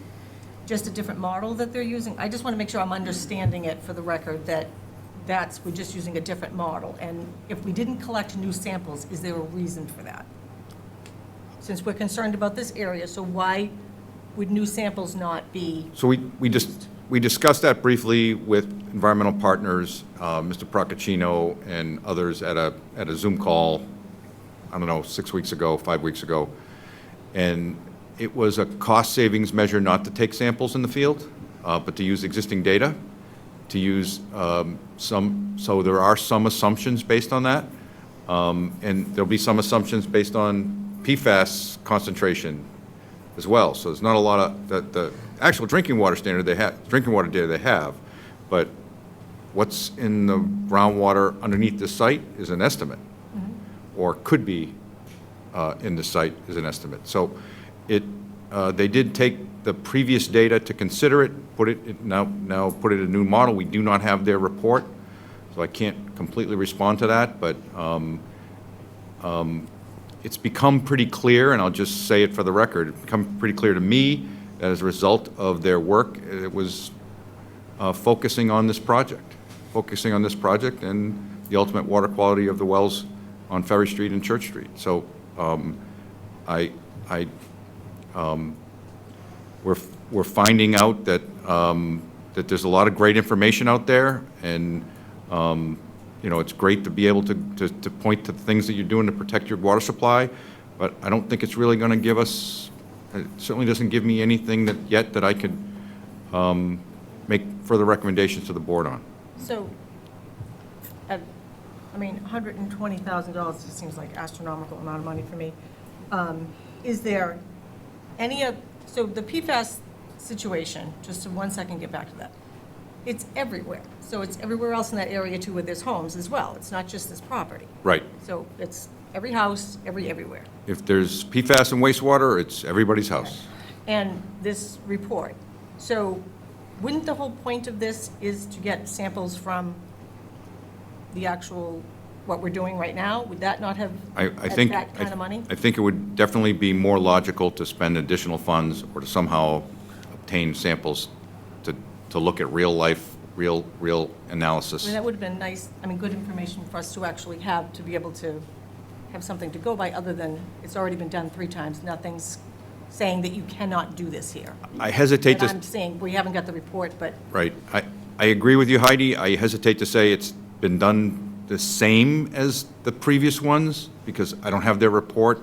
They described what they were doing slightly different, that they were focusing on this project, and the potential impacts to the Zone 2. But I agree with you completely that it would have made more sense to get some groundwater samples at this site, see what's there, get some other samples not from this site that are in the modeled area. that area as well? Like, I'm sorry? Isn't the town salt shed over that area too? Yes, The whole- and the landfill, Right, okay, so there's a lot of, a closed landfill. okay. All right, so I just wanted to be clear, because I was not understanding the whole study. Agreed. Thank you. Go ahead. I'm Matt Dacey, part of the applicant team. In our, when we first put our application in, the PFAS thing was brought to our attention. My son Tom, who's here tonight, and we reached out to our lumber supplier, who is Shepley Wood Products, based out of Hyannis. They're the largest home building supplier on Cape Cod, in Martha's Vineyard, and Nantucket. And I talked to Tony Shepley, who owns it, and he made some calls and reached out to Boise Cascade, which is a national company, and got back to us and said they have no information relative to PFAS. Now, they're working in very highly sensitive areas, and Tony actually said to me that we were the first builder client to inquire about that, and then he kind of went up the chain with the Boise Cascade, and they didn't have like a pamphlet or anything, or any particular program. So Kevin Seelan and I decided that maybe we put together a game plan that we could present, so that we could at least have an attempt to, and make people cognizant of it while they're working on the site, as well as the residents that end up moving there. So I just wanted to kind of back up what Ed had said, that if Boise Cascade doesn't have a pamphlet on it, I'm not saying that it's not a thing, but it's difficult to be in compliance. I agree. Thank you. Thanks, Matt. It's in Kleenex. Anybody here use Kleenex? Come on. It's in Teflon pans. Anyone here have a non-stick pan in their house? We gonna hold these folks to a standard that we don't hold ourselves to? Let's be reasonable. I avoid PFAS. Oh, God bless you. That's great. I have a couple of comments. Yeah, go ahead, Dave. Just correct something, if I might. Yep, go ahead. Name and address. Dave Carrier, 34 Outlook Road. When the Horsley Witten, excuse me, folks. When the Horsley Witten study was done in 2007, Ferry Number 2 well site was not yet constructed. That was done under my tenure as superintendent. So the Horsley Witten data that they were using did not take that into consideration as the flows going on. The second thing is that, Mr. Pesci's comments about, this isn't, I would remind you, this is from then Attorney General Maura Healey, now Governor. We approve Article 10 because it's not, which is the 285-19-1 revision. It's not inconsistent with the Department of Environmental Protection's public water supply regulations. I won't quote the regulations there, but I can if you would want it. Groundwater supply protection. Rather, the proposed bylaw requirements regarding PFAS detections in the aquifer recharge areas should further purpose the Commonwealth's wellhead protection scheme for safeguarding drinking water and supplies. Okay? So, our now governor thought this was an appropriate bylaw, and it was approved with consultation to DEP. The other thing I want to point out is we do know right now currently, particularly with ferry number 1 and ferry number 2 well, PFAS there is non-detected. Okay, it's not that it's below the repetitive capability at the lowest possible concentration. It is non-detected. Okay, so we currently have a very pure water circumstance, and anybody living along the Ferry Street area or any place north, basically, of where South River intersects Main Street, when Furnace Brook number 3 is not online, is drinking 100% of their water from that well site. If I can interrupt for a second? Sure, go ahead. I have a question. You just stated two things that seem to indicate that they were facts. Can you just explain where you got those facts? Which facts are you talking about, sir? You said that those 2 wells had 0 PFAS in them, and you stated those as if that were a fact, but you have not presented anything other than your words that they are facts. So how can I determine whether what you said is a fact or not? I was on the elected Board of Public Works. I don't Let me care finish. what you were on. I'm going to tell you the source of how I got the facts. As a fact. I'm going to tell you how I got them. I got them from the reports we had to do for DEP for those well sites on the sampling. And those are the data that came off of those well sites as non-detected for the PFAS. When? As well, when? Let's see, we were sampling it starting in 2021, June 28th, July 20th, July 26th, 10/19/2021, and 1/19/2022.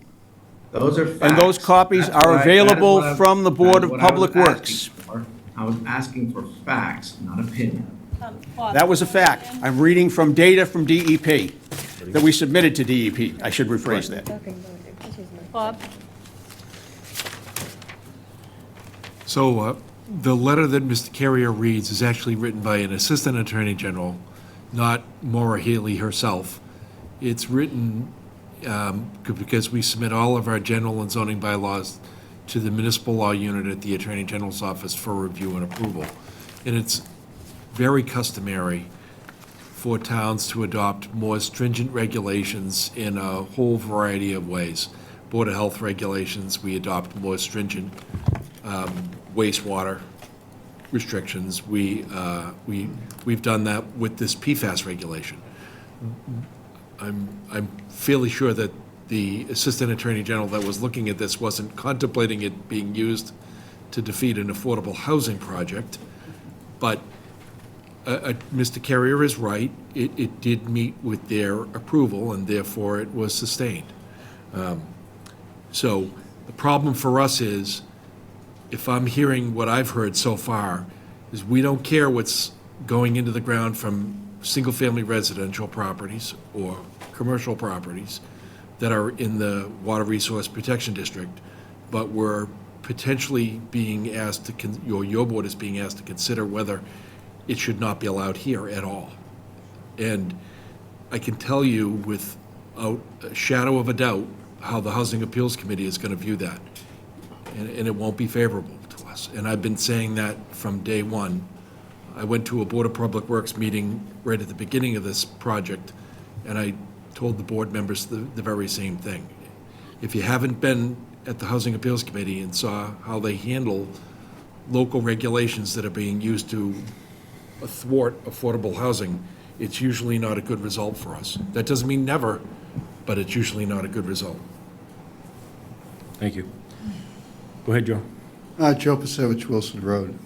That map that was up, is that a map of gradients and flow lines that you had up earlier?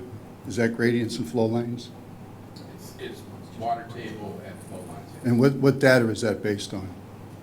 That was a Zone 2 model that was done by Avery Engineers for ferry number 2. When? Do you know? 2007. That's a 2007 map, and that was before Ferry 2? Or it was in anticipation of Ferry 2? It was for ferry 2. In anticipation of it being built? Yes, it was not constructed. Based on it. Okay, so it's not based on existing conditions, is what I'm Based on saying? existing conditions. From 2007? It's based on conditions that were the result of a pumping test that was approved by DEP in order to generate that map. In what year was that pumping test? I guess 2007. Okay, so it's based on, that's 2007 data, okay. Have you done, I mean, it's kind of a dumb question, but maybe have you done any modeling on the impact of the injection of the wastewater effluent from the leach fields? No. Why not?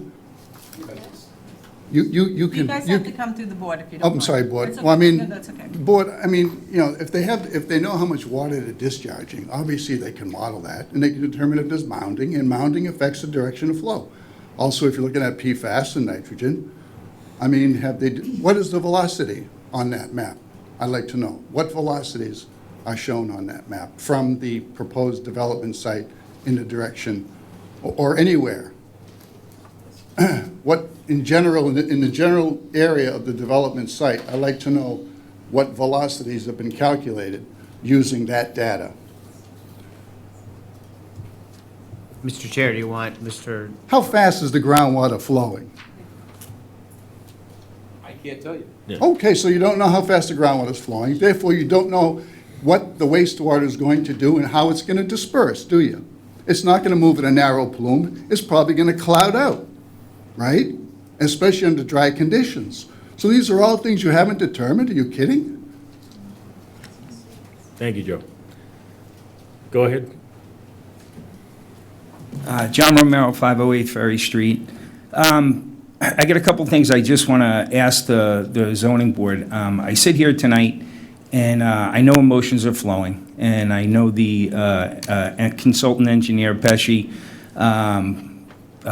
Attorney Galvin, and some people on the board here. I'm a people person, a people watcher. I'm going to address PFAS and then take a step back on some of the things that happened tonight with the zoning board based on this project, okay? PFAS is a real thing regardless, you know, if it's the lumber company doesn't know about it or, you know, I'm sure they're a huge company. Regardless of things, there was a woman who came down in Duxbury. There was an article written in the paper all regarding PFAS. Duxbury conducted testing back in 2021 of their wells. The Partridge Street well had levels exceeding the Mass DEP limit on PFAS and was subsequently shut down. The rest of the town wells all had detectable but much lower levels of PFAS, okay? I'm reading it off of here on my phone because I didn't think this would come up. I didn't think the zoning board would sound kind of biased to this development, this project just getting pushed through. That's also regarding the town's engineer consultant, who seemed pretty hot and heavy that we're taking this project and this PFAS and that it's just something that, you know, it's water under the bridge. This is not a big concern. That's just one component. The other thing is they brought a gentleman in because we don't have the particular hydrogeologist reports that the town paid for yet, correct? They're not in, okay. So I'll get back to the PFAS. I know I'm jumping, I'm just trying to keep it in my head, but those reports are extremely, one, we paid for them, they're extremely pertinent to this project that would go up. I think taking test samples from 3, 5, 10 years ago that might have been there, that's great. I think we should have current test samples of the area because things change. I'm sure we can all say, you know, things change. At one time I had a lot of hair, now I don't. Things change, okay? The PFAS study that was done over in Duxbury and the wells being shut down, what ended up happening, it's actively in progress. It was in fall of 2022, and it's present today in 2023. They had a special town meeting, and they approved funding to install an advanced filtration system on the Partridge Street well and several other areas. Does anybody on the zoning board or in this facility know what that cost to the town was? It was like Okay. $18 million. What was it? $18 million? Yeah, they said it would be 7 to 10 million in order to filter out the PFAS. That money, I don't think a grant from the state, okay, or if we're good doobies, they're gonna hand down money if in fact we have an issue with PFAS, if in fact we have an issue with a septic system that they're saying this is the greatest thing. I think we should do our due diligence as the zoning board, okay, to take in the independent study from a independent hydrogeologist, okay? I think we should take the samples and dig deep before we make a decision that could possibly cost, in Duxbury's case, 7 to 10, that's upwards of 18 million for a filtration system that we would not need if we do our due diligence and homework to make sure that we cover everything to protect the people of this town. I don't want to have to say 5, 10 years, could be sooner, could be later. We don't know, okay? Don't know the given. We can walk out here, I can get in my car, and I can get hit by a truck, and I'm dead. We all don't know.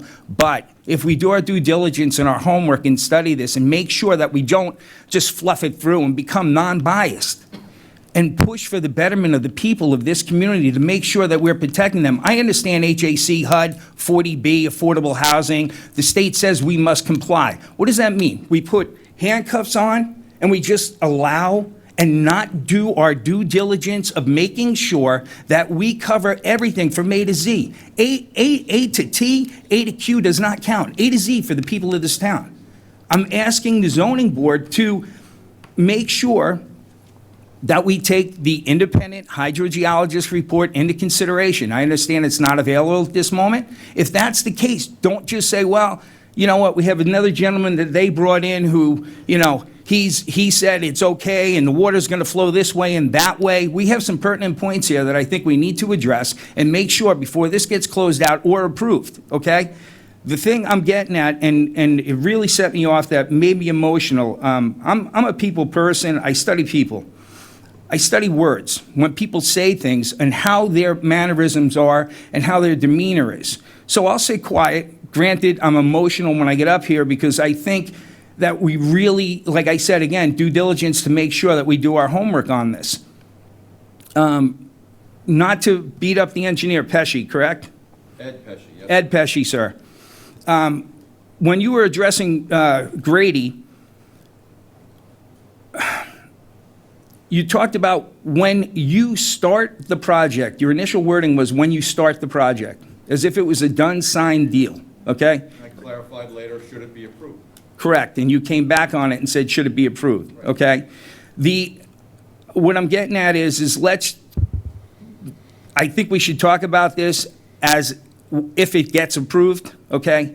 It just sounded very biased. There's a lot of things here that sounded biased, like the town is frustrated that this is getting dragged on, and I'm not pointing fingers or blaming the zoning board. I think you guys have done an incredible job. I just want you to stay steadfast and forward and make sure that we take this from A to Z. When we hit Z, then you make your decision, whatever it is. The chips fall where they are. You know, so that's all I'm asking, is that if there is anything on the outside that can come in, whether regarding PFAS, whether regarding septic, effluent, you know, there are things that, you know, I think should be taken into consideration. I believe there is another 40B project that's back behind Roach Brothers. There's 2 of them, correct? Correct. Okay. Has there been an issue with their septic back there?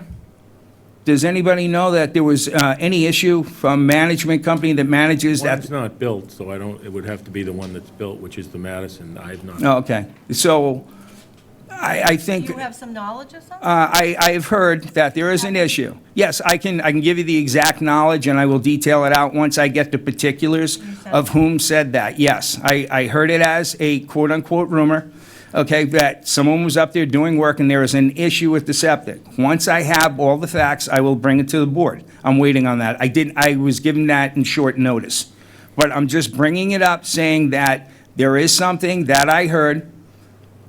Maybe somebody here on the board or through the town knows something more. If they do, it would be great, and I'd be privileged to listen to the information. That system was in, I think, for roughly 8 years, and I think there's a big issue with it. So I'm just bringing that up. Can I just say something? Yes.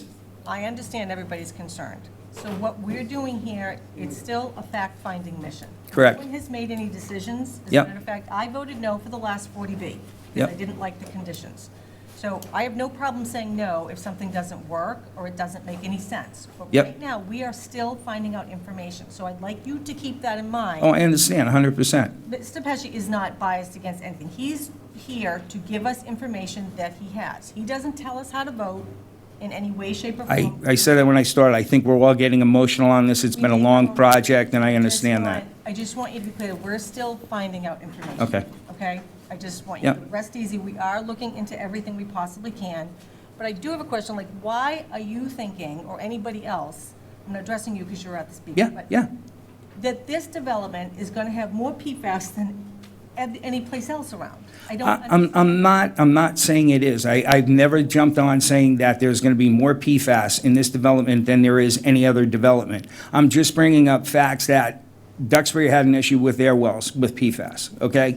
I just want to make sure that if this proposed project goes through, like I said, everything from A to Z is covered, that we've covered everything. Because, once again, you don't want someone coming up here to address the board 10 years from now to give a victim statement of, why wasn't this addressed, okay?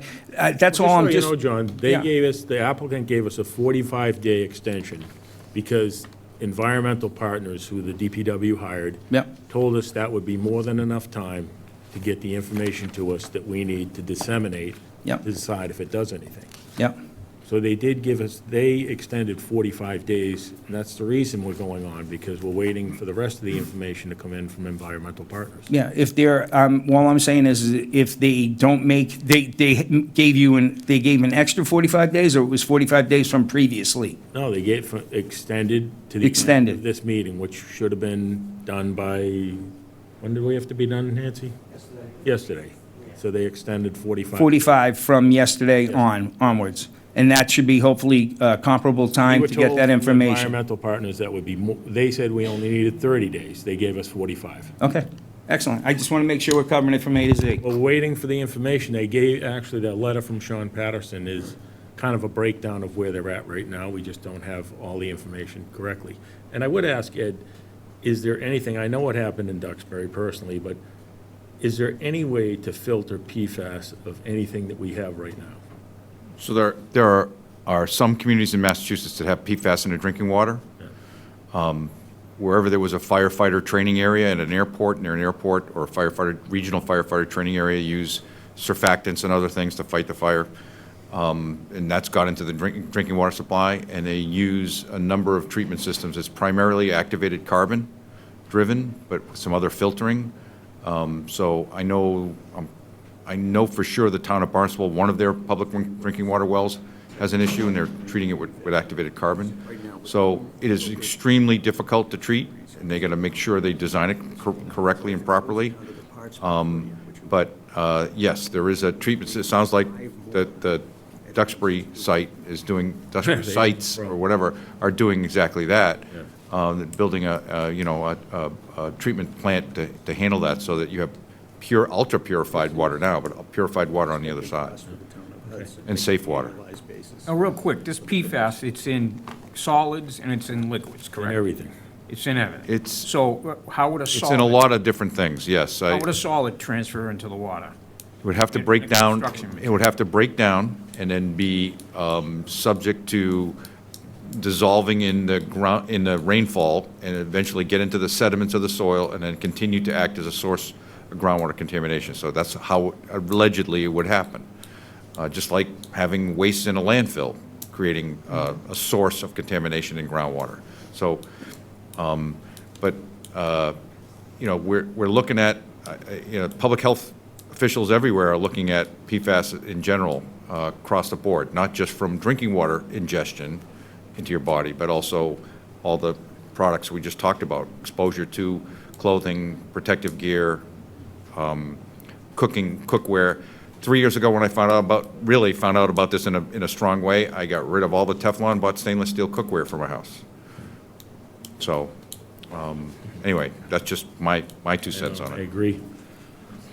Go ahead, John. Thank you, that's Anything it. else? I just wanted to make sure, A to Z, that's all, and just make my Thank point you. heard. Thank you. Thank you. Steve Lakatos, 184 Elm Street. I just have two Sorry, things. what was your name again? Steve Lakatos. I've got two things. One is just concern about monitoring the system for, in the future. I mean, what happens if there's a failure in the system? And, you know, how well is the system, is it monitored and all that? I talking about remember the one septic thing was system? said it was going to be monitored. Are you talking about the septic system? Yes, I'm Thank you. sorry. That was one concern, you know, catastrophic failure, it's a No offense, concentrated but area. We brought Clean Two in here, and they went through everything that you're talking about right now, Okay. All right.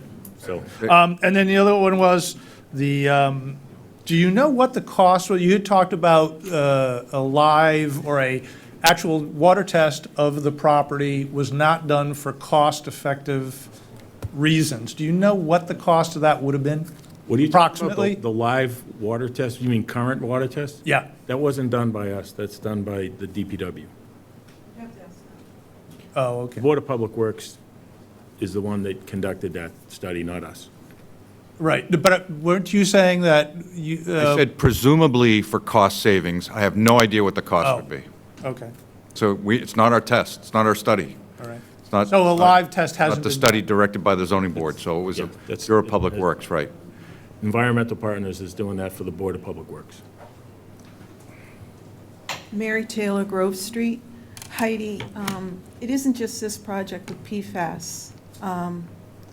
Dave Carrier was talking about PFAS in all the watershed protected areas. So it's not just this specific, but any of the projects that go on where water is in the area, PFAS would be regulated or controlled as best as it could be. So it's not just this specific, it's just coming to your consciousness. I mean, I've been on the zoning board for 9 years. I know, it's a new I'm like, thing. No, I 10 know. years, I'm sorry, Brian. No, I'm it's just like, where the heck is this, like, all of a It's sudden? showing up in breast milk. It's in everything. It's in us. It's in everything, you know, I mean, the whole thing. But that isn't what, I just wanted to comment on that, but It just seems like, I hear you. I know, Target, no, right? no, I it's just not. wanna make It's sure not. It's that just a it's fair reality. to everybody here. It's a reality. Something the government has to stop. I mean, I don't we think have we to can stop control- doing this. We have to ourselves. stop a lot with things that we, you know, and one step at a time. So what I have a question about, which I know you guys received this letter from, I received it from the DEP, and it was about the elevations. And I still was questioning, I was looking at the site plans, and I'm not an engineer, so I really couldn't fully understand what I was looking at. But this letter was from the One from DEP. March 6th? Mine's dated April 4th. Oh, because I have one from the DEP from March 6th. No, these two were April 4th, and they were sent to Don Russell.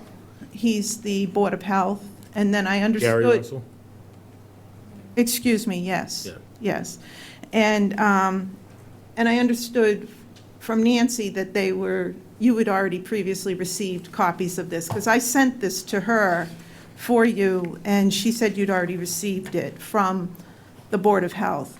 My question was, there was a discrepancy in the letter, there's a discrepancy based on what Mass DEP observed. There appears to be a 12-foot elevation difference between the finished elevation of the proposed development and the landfill. DEP recommends that further site investigation is conducted to determine the correct elevation along this line where the two parcels abut. And there were several other things listed here, but that was... I think, and I can let Darren know, I want Yeah. to speak to it, is that I think what happened, I'm not 100% sure, is that the as-built for the landfill wasn't done with, on the ground. So, but you can, I know you checked, I thought you checked into this for us. I did compare that. At the time the survey was done, the solar panels weren't built at that point.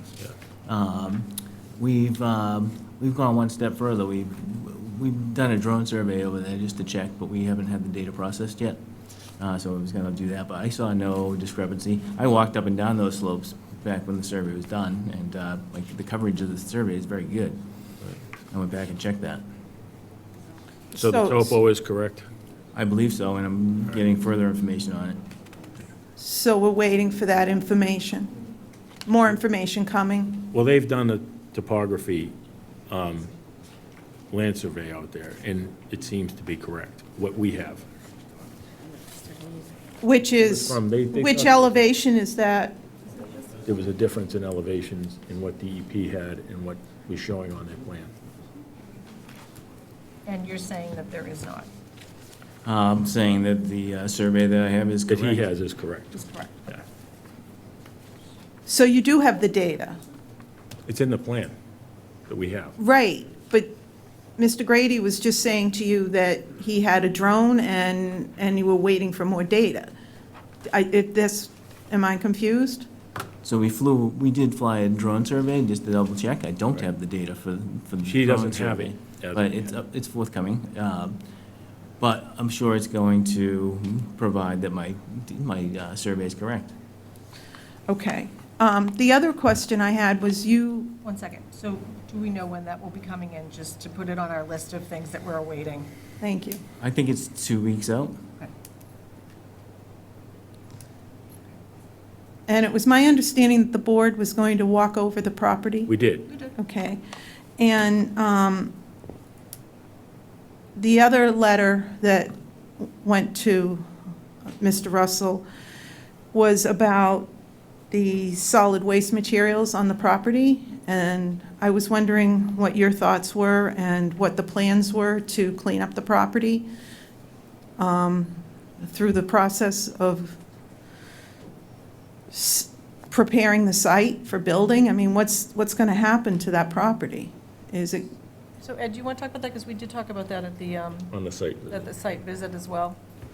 So there's definitely a removal of debris and, from the previous use of the site, debris and waste that's there. Then there's some leveling of the site that needs to be done, some earthwork that needs to be done, and then there's a net cut, as you all know, of approximately 125,000 cubic yards. But there also is a requirement, and it was brought up in Mr. Guimond's memo tonight again, that there's some replanting that needs to be done on the 5-acre credit land that's part of the natural heritage permit.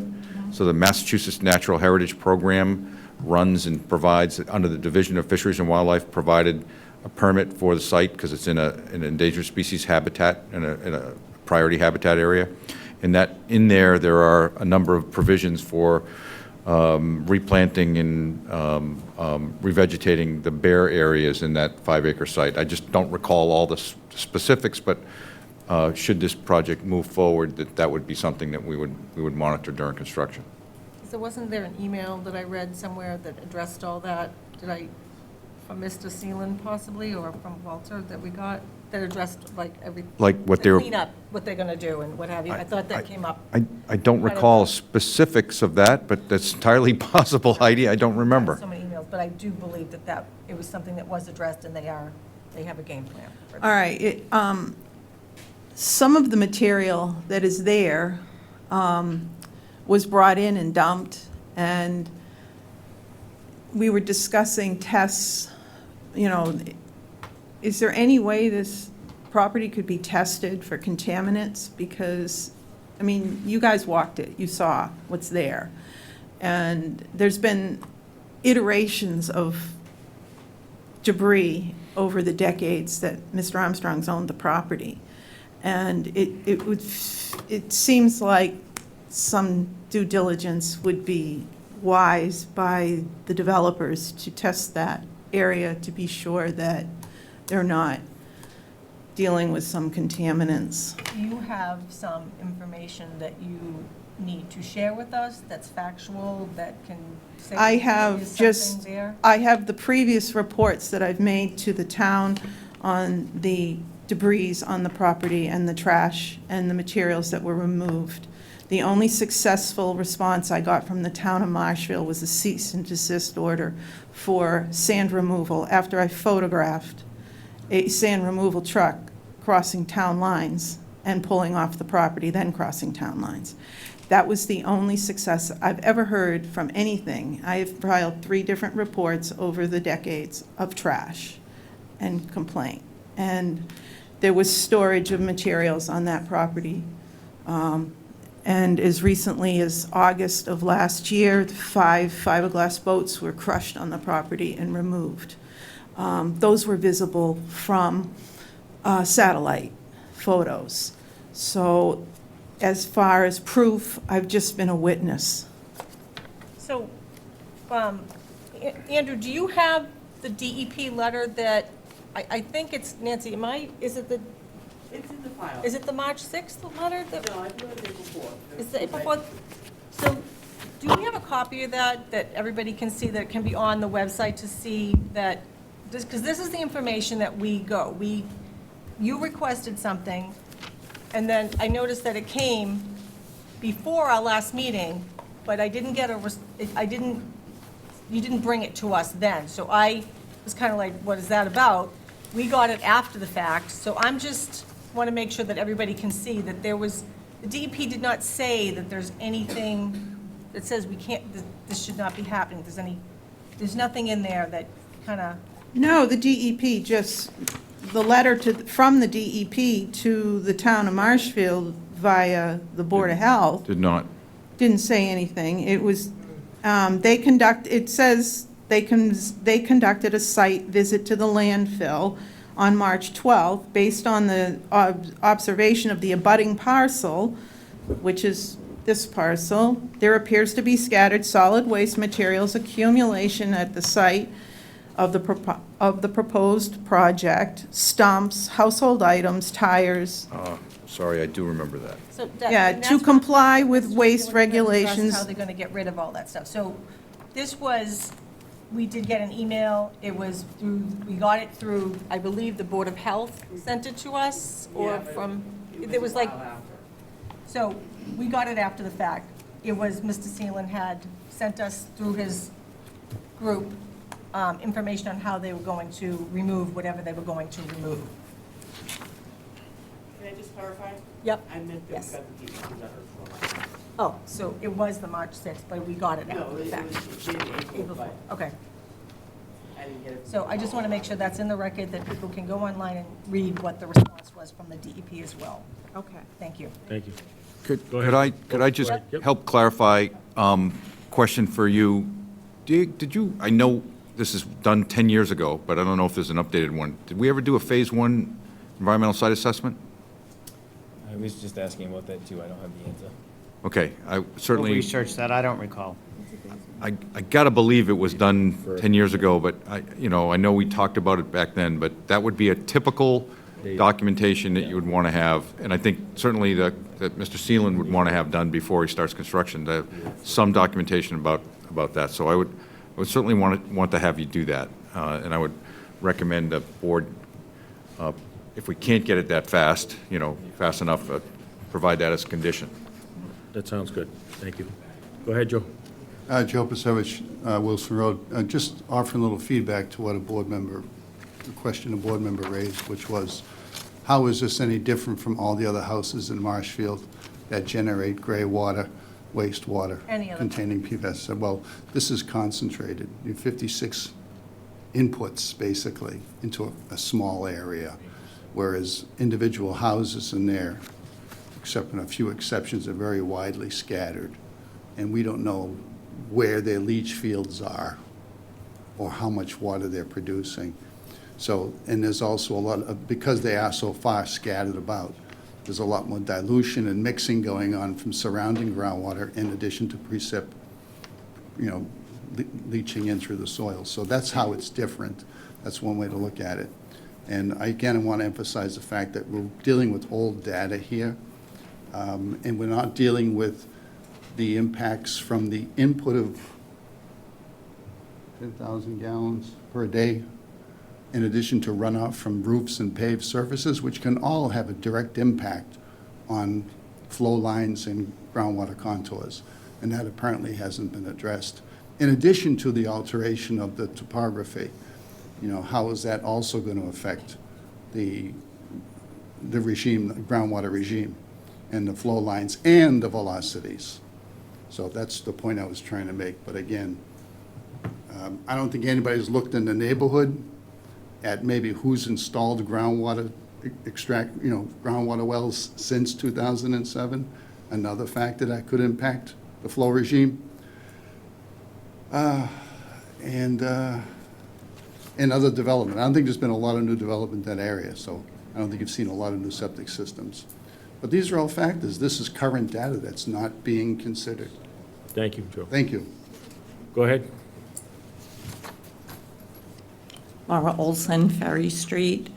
This isn't a question, this is, I'm sorry. Laura Olson, Ferry Street. this isn't a question, this is an answer to the question you asked about the National Heritage I didn't. Wildlife. I didn't ask that. Someone just asked about if they had come to look at the site. You're talking about replanting, I think. Yes, I mentioned they were coming to look at the site. I just- they are coming to look at the site. They have 'Cause I've a- been in touch with them too. I never asked that. I just said that the current natural heritage permit, called a comprehensive. Right. Excuse me, a comprehensive management plan, right? Yes, is the one that was from the Comprehensive management plan, previous. just so happens it's called that by the Division of Fisheries and Wildlife, does require that there's some revegetation, replanting, and setting aside and fencing off parts of the site in favor of that habitat, that endangered species habitat. That's all I wanted to clarify. Right.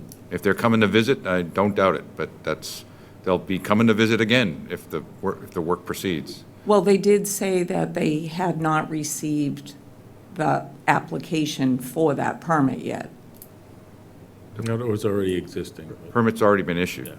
It just has to be renewed with the revised plan, and they've already done that. No, they They've already said that the notified them. permit was never issued. They said that there was a plan put into place, but the gentleman who was handling it never received. And I would advise you to put that in writing to the board, and we'll have the applicant respond. I have it in writing. I'll send it to Nancy. Absolutely. Yep. Okay, thank you. That's all. Can I say something real quick, Brian, too? Yeah. I think it's important, we all walked the site, and we did see a lot of solid waste there, but it's going to be clear that this applicant wasn't who dumped it there. Right. And No, it's we going to know. end up being a requirement, it appears, to be clean, but... Well, he already gave us an email of how he was going to address it, so Okay. it's Yeah. in the file somewhere. But this has been there for years now. Go ahead, name and address. Vin Falacar, Holly Road. So a couple of things, Ms. Conway, why we're hearing about it now, why you haven't heard about it before, is because it's new. There's all over the mass.gov website, it's plainly listed as, these are the things that are happening, these are the requirements we're enforcing, and the EPA just issued something on April 10th, I think, of this year. What do these things do? PFAS may cause a variety of health effects, including developmental effects in fetuses and infants, effects on the thyroid, liver, kidneys, certain hormones of the immune system. Some studies suggest cancer risk and so on and so forth. As Joe mentioned, the reason it applies to this project is because they're asking this board to permit a concentrated number of homes in one area, whereas the rest of the area is zoned R1 for the most part, which is why we have a zero sample data source from the DPW. So right now, we have a clean water supply. We want to add a concentrated flow into the Ferry Street area on top of two aquifers.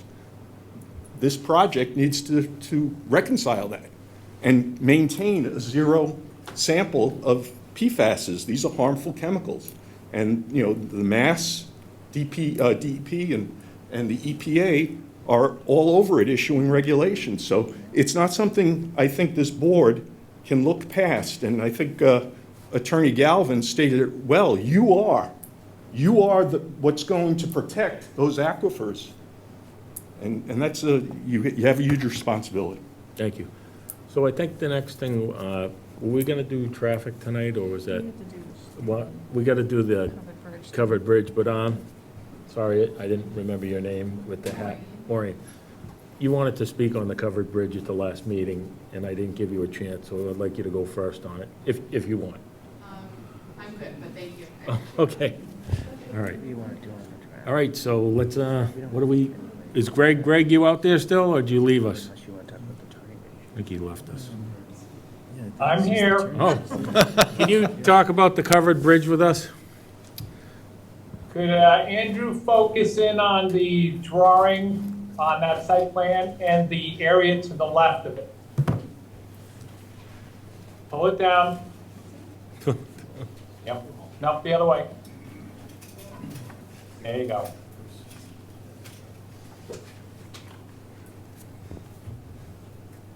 So, right from the start, I was in discussions with the applicant about the bridle path and how the road was to cross. You can see in the dark green where the road, the bridle path will bend to make it almost a right angle crossing. Kevin Seelan went a step further and proposed this covered bridge type of structure.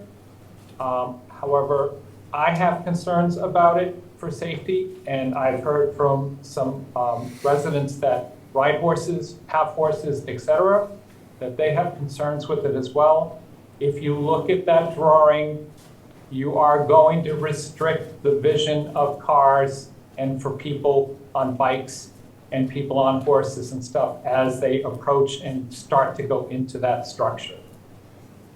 My original discussions with both Rod, Charlie, and Kevin were this was going to not have a structure on it, but we were going to follow the plan to the left, which by going to a right angle, by putting stop signs, small stop signs for the people on the bridle path, warning signs, and other efforts, that would be the best possible situation and not have any visual obstructions or limitations. So that's basically my recommendation is it was a nice idea, but I don't think it is the right thing to do with the bridle path.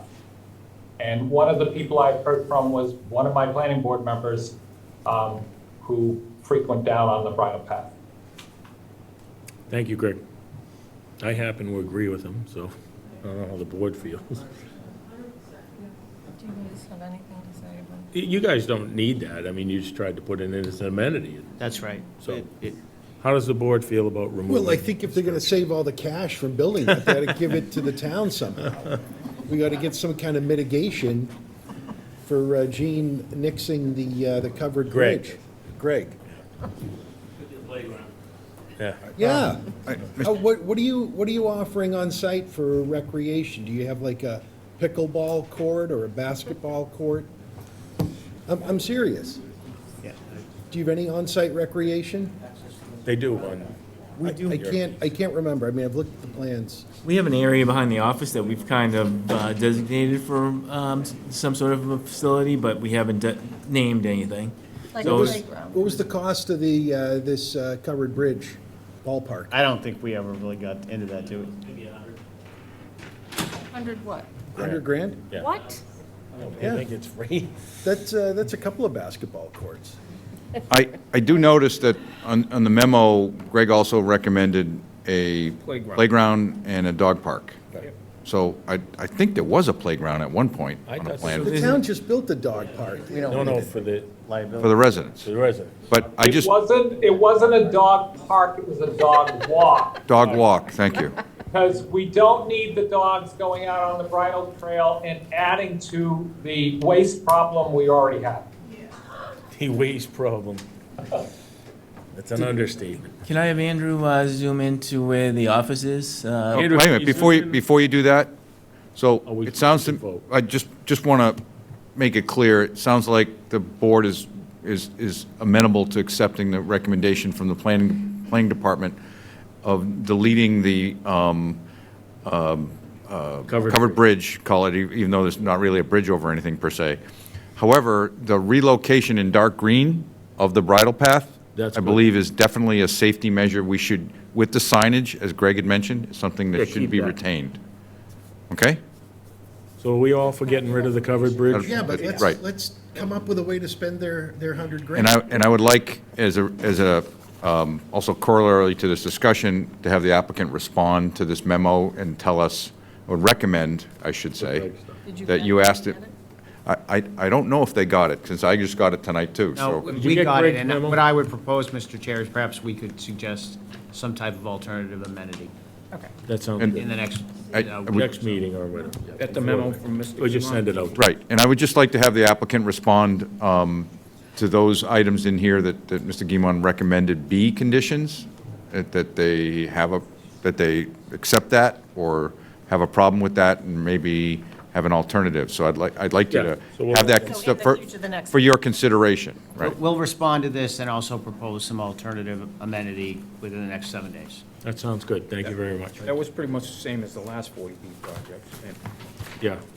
Darren, did you have something else you were going to say? We'll take care of it with our response. Now, do we think, should we have another meeting prior to the June meeting, since we only get one?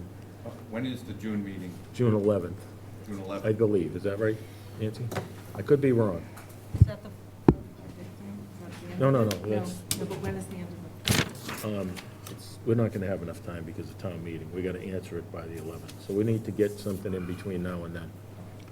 The 28th is the upcoming hearing. You have We Work have, but I Work would Motors prefer, Do a special meeting? yeah, I'd like to do We've done a that special meeting just for this. that week, Yeah, we could do it that week. Could do Nancy, two would- back-to-back. Brian would 2 love it. weeks from now. Do we have to check for the room or anything? Like, how does that work? no idea what's available. So we'll have to find the availability. What's that? You don't want to have it on the 28th? How many do we have on the What's going on 28th? with- 3 new cases and 2 continued. All right, why don't we move it to the But can you 28th? not add a bunch of stuff to it? We continue to. No, we can continue to the 28th. No, I'm just saying not add Oh, no, yeah. I additional think stuff. it's too late. You can't add If it. if we're meeting again. The 28th. on The 28th, will we be closing the meeting on the 28th? No, we'll No, we see. have till, Well, we we have have to to deliberate answer by, waivers and be stuff. done, close, and then hopefully they're working on the language for it, if that's what's going to happen, either way. we get the waiver. 45 days from yesterday, Waiver. Right, but understand, we have the new town meeting in the way, so. the 27th, Yeah. right? The 24th, I We have all believe. of So we only have one meeting in June as of now. So we have to get moving Okay. here. Yep. So why don't we move it to the 28th? Changed. And hopefully we'll have the water study from, at least we can get, I know Sean said he could get them in here to speak And to that way, us. we would have the drone thing as well, possibly, too? That information, yeah.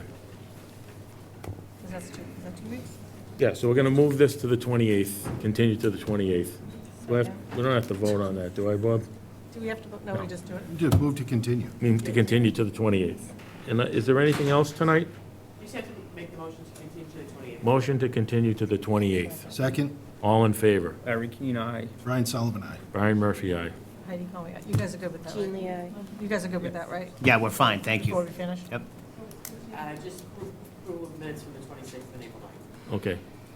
Move to approve the minutes from, With Scrivener's errors. As with written. as written. With What are the Scrivener's dates? errors.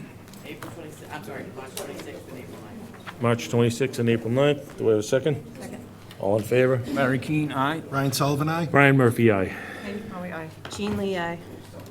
Mac? Brothers abstain. Thank you. Thank you. Thank you. Move to adjourn. Second? All in favor? Larry Keane, aye. Brian Sullivan, aye. Brian Murphy, aye. Heidi Conway, aye. Jean Lee, aye. Mac? Act Brothers, aye. Thank you. We'll see you. Thank you, everybody.